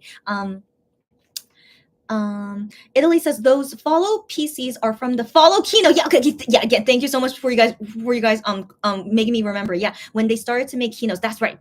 I just again, Italy, thank you for letting me know, and I just realized it a few minutes ago. So thank you very much for confirming. That's right, and I put it in my binder. Of course I do. Yeah. So great. Cherry says, yeah, I love that one Ju photo card. I'm glad you guys say that too. It's so cute, right? And I just love the friendship between Wano and Ju Honey as well. It's just so like heartwarming. Yeah. Sarah says they really do. And Cherry says they have those 1.0 photo cards in the Starship Dungeon. I think you're talking about the 1.0 follow broadcast photo cards. Yep, they for sure printed them. Of course they did because they were preparing for the comeback. They for sure printed them, but they did not give it to us. And it's for sure in the dungeon. Or who knows, maybe they threw them away. Who knows, guys? Okay, so very, very sad. I wish I could have had a 1.0 photo card, especially the unit of 1.0 with Gion. I would have loved to have had that, but no, it's not it's gonna be impossible to find that now. Yeah, so sad. I know. Sylvia says that Shonu and I am follow broadcast PCs. Glad you like it. Yeah, so handsome, right? So handsome. Yeah. And Candy says, oh my gosh, we're robbed of 1.0 broadcast cards. You know it. Yeah. So it was only one day that we were able to get 1.0 broadcast cards. So those fans who got 1.0 cards on that day, they are so darn lucky, whoever they are. But I was not one of those fans that got 1.0 cards on that day. But they only gave it out for one day, and then the next day 1.0 left Monster X. And so after that, all music shows never gave out 1.0 broadcast cards. So yeah, I was also disappointed about that too. I was not only really sad of 1.0 leaving MX, but not being able to see him in photo cards anymore. I was like, yeah, that was really tough to deal with. Yeah. Sarah says all those missing Giho, got that right. 1.0 with Gion photo cards, got that right. Yeah, I hate Starship, got that right. Not that we didn't already, but yeah, we hate Starship forever. And yeah, Sarah, I'm the same. You know it. Candy says 1.0 follow broadcast cards. I got you typo. No worries, girlfriend. And then Cherry says Gion always giving Chrissy a hard time. Yeah. Yeah, as you know, with my luck with him, yes, you know. Sylvia says, I remember that. Yeah, yeah, you guys have great memory. I'm glad you guys remember that. Yeah, she remembers that Gion version 2 photo card from Gambler era. The unboxing is epic. I'm so glad you remember. Yeah, I had such a difficult time. You guys remember? It's like the same thing with Voyager when I couldn't find the comfy the photo card for a long time. Yeah, yeah. And so as always, Gion always giving me a difficult time, as always. You know it, you know. But thank you guys for remembering that time, and so that's why I kept all the members' photo cards of that album, because I got all the other members except Gion was the last one I got. I'm just like, what a journey. Yeah, yeah. So anyways, yeah, you guys remember those. Yeah, again, I love going through memory lane with you guys. So yeah, that was a good memory. Candy, you remember that girlfriend? Yeah, girlfriend. Okay. She says, I remember your gambler pulls was so stressful. Yeah, girlfriend, you remember. You remember, yes, yes. And then Sarah says, "Oh my gosh, yeah, oh yeah, yeah, yeah, yeah." So I revealed to you guys for the first time, I did win one gambler event. Yeah, yeah, yeah. So yeah, I won the gambler event. Those cards are so beautiful, right? It was all given to me randomly, but it was very, very nice. They did give me a lot of Gion. So yeah, I was very satisfied with it. So Starship, sometimes they're nice to me. I don't know if they knew that I was a Gion bias fan, but I want to assume they gave it randomly. But yeah, but I was very lucky that what they gave me lots of Gion in my broadcast cards. Yeah, yeah. So yeah, so that was a very good memory I have, yeah, to have been able to get broadcast cards from Gambler era when I didn't go to a music show, So it was yeah, so that's why those are very special to me too. Um Cherry says, whenever I type Gambler, I have the urge to type it as Gambler. It's so funny because of Monster X, they don't want to be called Monster X. Like I also love Killa. And anyways, I feel you. I feel you as always. Yeah, yeah. Sylvia says, the Gambler techwear photo cards. Yes, yes. I have been eyeing on those, but it's so expensive. I understand you, girlfriend. Yeah, yeah. But only buy it once you can afford it. But if it's too expensive, don't do it, girlfriend. It's okay, girlfriend. Yeah. Cherry says, well, those postcards are gorgeous. Sorry. I was about to burp. Sorry. Yeah, she says those postcards are gorgeous, and I'm glad. Yeah, they are really pretty. Yeah, yeah. And Cherry says, I love those Polaroids. Glad you do. Yes, yes. And Sarah laughing. And yeah, yes, yes. Brown. Sorry, what kind of laugh was that? But yeah, yeah, yeah. Sarah, you understand me. Brown shirt in the back. Yes, yes. I mean, of course, I'm still gonna have it in my album, but but I keep it on the side, on the side of the album. Yeah, he's in the back. Yeah, the brown shirt. Because as you know, I got it like 5 times. Okay, so only because I got it so many times, that's why I don't have much affection for that brown shirt, Polaroid, and photo card anymore. But yeah, for you guys to know where I decided to put it. Yeah. Anyways, Cherry says, weenies are never getting second term membership. I honestly, at this rate, I don't think we're gonna get second term either. But yeah, let's talk about that next time. Like, we'll wait and see. Sarah says, Wano is quiet lately. Because I mean, okay, yeah. So Wano is quiet lately, so no fan cafe post from it. Okay, thanks for letting me know. I thought maybe you guys would DM me things about that, but yeah, so no fan cafe post today. Okay. But I'm thinking he's probably busy with the new album, right? And then also he should be going to Japan soon. So yeah, so I'm sure he's probably just really busy with something. But hopefully we'll see him soon. Be live, Instagram live, Fan Cafe, yeah. Hopefully see him soon, yeah.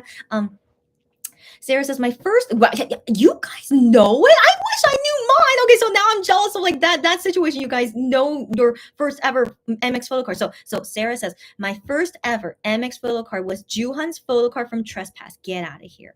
Especially since you were a fan since before No Mercy. Yeah. Second was Wano, and I am from Rush. Get out of here. Get out of here. So I totally got my bias line on my first albums. Get out.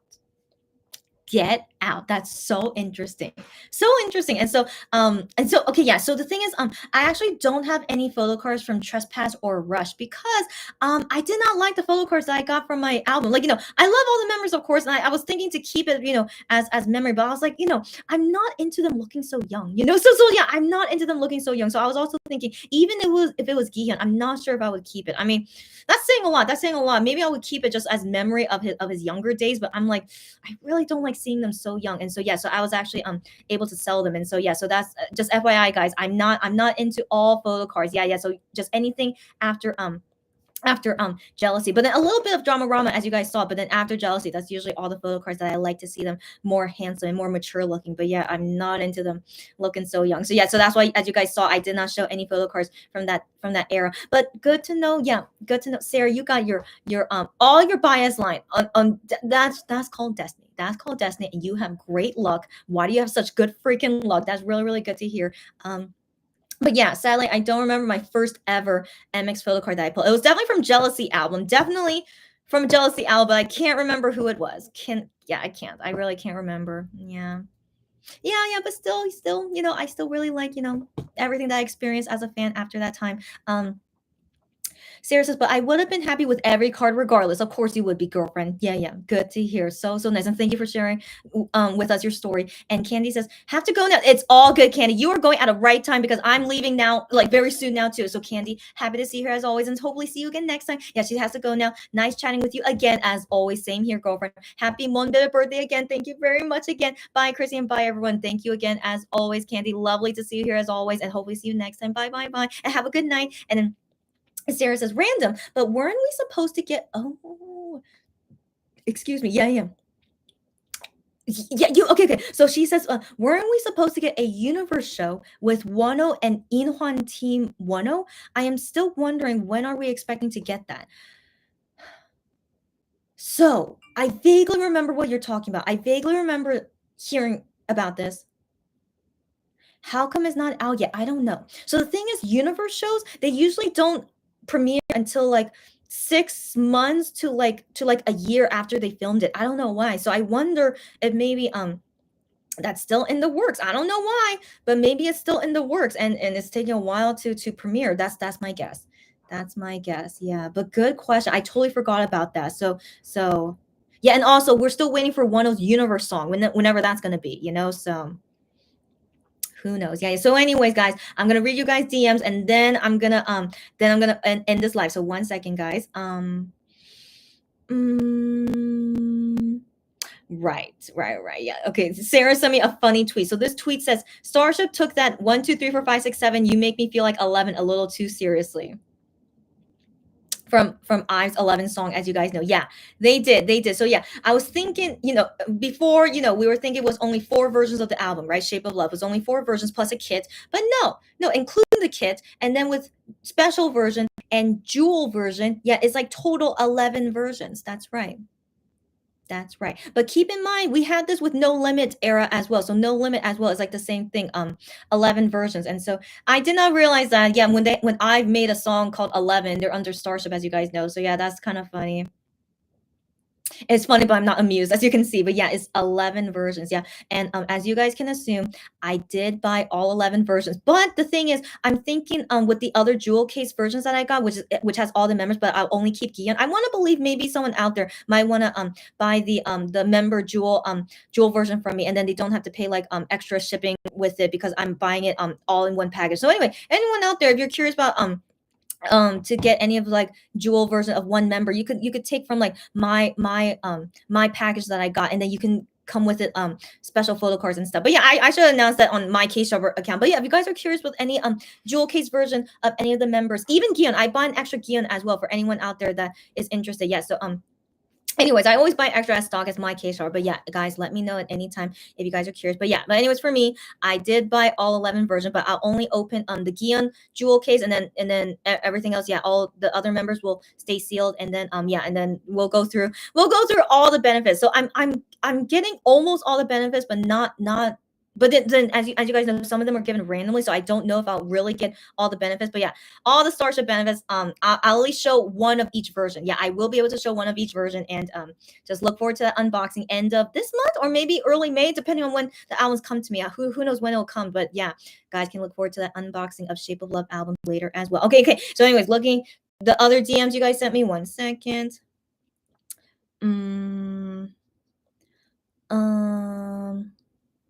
Okay, Cherry. Oh my gosh, Cherry sent me this tweet saying the absolute chaos that went on at each concert when it was time for Shonu's part in Nohada. Yes.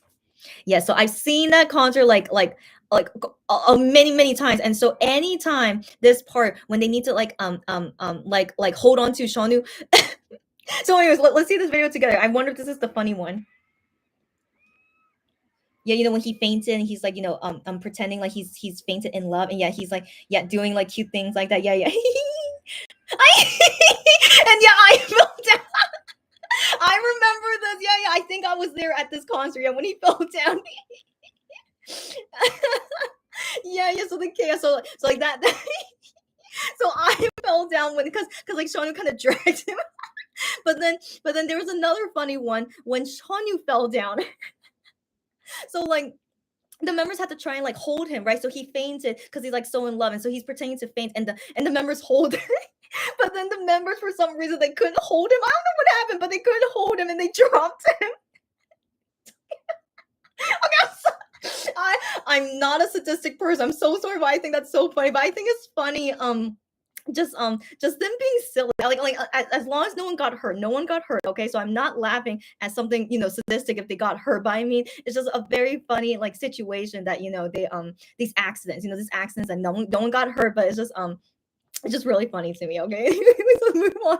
Let's move on. And then the next tweet says, my sister just ate. There's ate. There's an I am in our garage, and I was like, what? Then she just a cat. Oh. Saying I am equals a cat. Yes, I do understand. That's a funny tweet. And oh yes, I know. And so I saw this tweet already that Gian and I am they gave flowers to the Neighbor Now staff. Yeah, because they're very romantic people. Yes, yes. So they showed the flowers that they got from them. How sweet, right? How sweet. And then and then Cherry sends me this tweet of this is like when Monbebe pulls a rare photo card. Let me see. No. I understand you completely, Jew honey. So he did get Mew. First off, why did they reveal it right now? They should save it for when it broadcasts at 8 p.m. So why did he spoil us now? But anyways, good to know. He did end up finding Mew. And yes, that feeling of when you pull a rare photo card that Jew honey relates with us now. And like he can put that into his Pokemon sticker book. He even has a binder as well, as you guys know. Oh my gosh, how cute is this? How cute is this? Wait a second. Is this Jew honey's binder book? Is this his personal book? Get out of here. Is it? No. Is it? No. No, I think it is. I think it is. Oh my gosh, get out of here. Get out. He has Ditto. Get out of here. He got because Wano wants to get Ditto. Oh my gosh, get out of here. That's his personal book, right? It must be. Okay, guys, in a few hours from now, we're going to be watching TMI show. And so I need to get going. And because I should finish some work first before TMI show starts. And so, yeah, so I think that's all to say, right? But let me check my KeyShopper DMs just in case anyone sent me anything there. No one is. Okay. Is that it, guys? I think that's it. But this was a very nice live party for my 4-year anniversary. I would like, I should just say like 4-year-old Monbebe. Thank you guys very much for joining me on this very special day and humoring me of me like just being super sappy and cheesy and going through memory lane and stuff. So I just thank you very much for everything, and also thank you to Kian for making a special visit. That's very, very nice, especially how I fell in love with him on this day. And so yeah, so it's very nice to see him post. And also it's also the day where I fell in love with all 7 members, of course. And so yeah, so okay, there was another story I wanted to say, but I totally forgot. But there's a reason why I still like April 13th and April 14th. So actually, no, you know what, I'll say that for tomorrow on because surely Cherry will be here. I'll say why I like April 14th as well, and so might as well just say it on the actual day. So anyways, we'll talk about that all tomorrow because we're gonna do the watch party for tomorrow anyway. And so yeah, so I need to end this now. And so last comments, guys, any last comments, and then I need to go, and I'll see you guys in a few hours for the TMI show.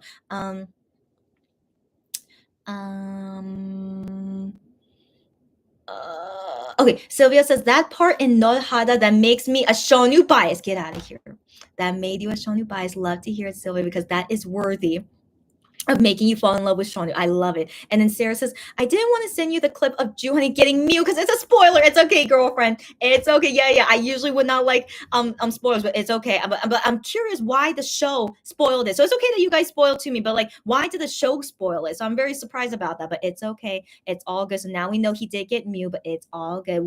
When we watch it live on TV, let's just be surprised. Okay, let's pretend to be surprised. So it's all good. And then Sarah says, Cherry basically sending you everything I consider DMing you because Sarah and Cherry also share the same brainwaves. It's very interesting. Get out. Yeah, Cherry says, I think that is Jew honey's personal binder. I love it. Just like I was showing my photo card binder, he too, yeah, having his Pokemon sticker binder. So cute. Okay, so cute, but also so jealous. Whenever I can find a Pokemon bread, I'll let you guys know, but wish me luck, please. I really hope one day soon. Yeah, I'll find the Pokemon bread, and then I could show you guys what other Pokemon stickers I get too. Cherry laughing at Sarah, and then Cherry says, I have so much OT7 today in my timeline. I love it. Are you kidding me? On April 13th, what's making so much? Oh, that's the thing I wanted to mention. April 13th, they had a concert on this day. So guys, 2019, as you guys know, 2019 world tour. So the first concert in Korea, starting off the world tour, it was on April 13th, 2019. I was so excited, of course, because it was my 1 year anniversary with them, and I get to celebrate with them on their concert. Okay, their first concert of the year. I was like, it can't be any more perfect than that. And so yeah, so I want to mention that 2019, my 1 year anniversary with them was with them at the concert. So I was like, so crazy, right? So crazy. And so maybe that's why you're seeing a lot of OT7, because of from that concert day of people like remembering April 13th. And then April 14th was the second day, the last day of the Seoul concert. But I felt like something special happened on April 14th that makes me not able to forget it. And so Cherry, we'll talk about it tomorrow, why I also like April 14th too, but it's because of that concert in 2019. So yeah. Yeah. So also I can't help but think, that was the last concert I saw of OT7 in Korea. So that's the thing. So I was a little bit sad thinking about that, but at least it was celebrating my 1 year anniversary. So yeah, it's okay. What can we do? But I'm still hoping to see OT7 again whenever that day comes. Yeah. Sarah says, I want the Starship pre-order benefit, but their shipping fee is so expensive. I know, girlfriend.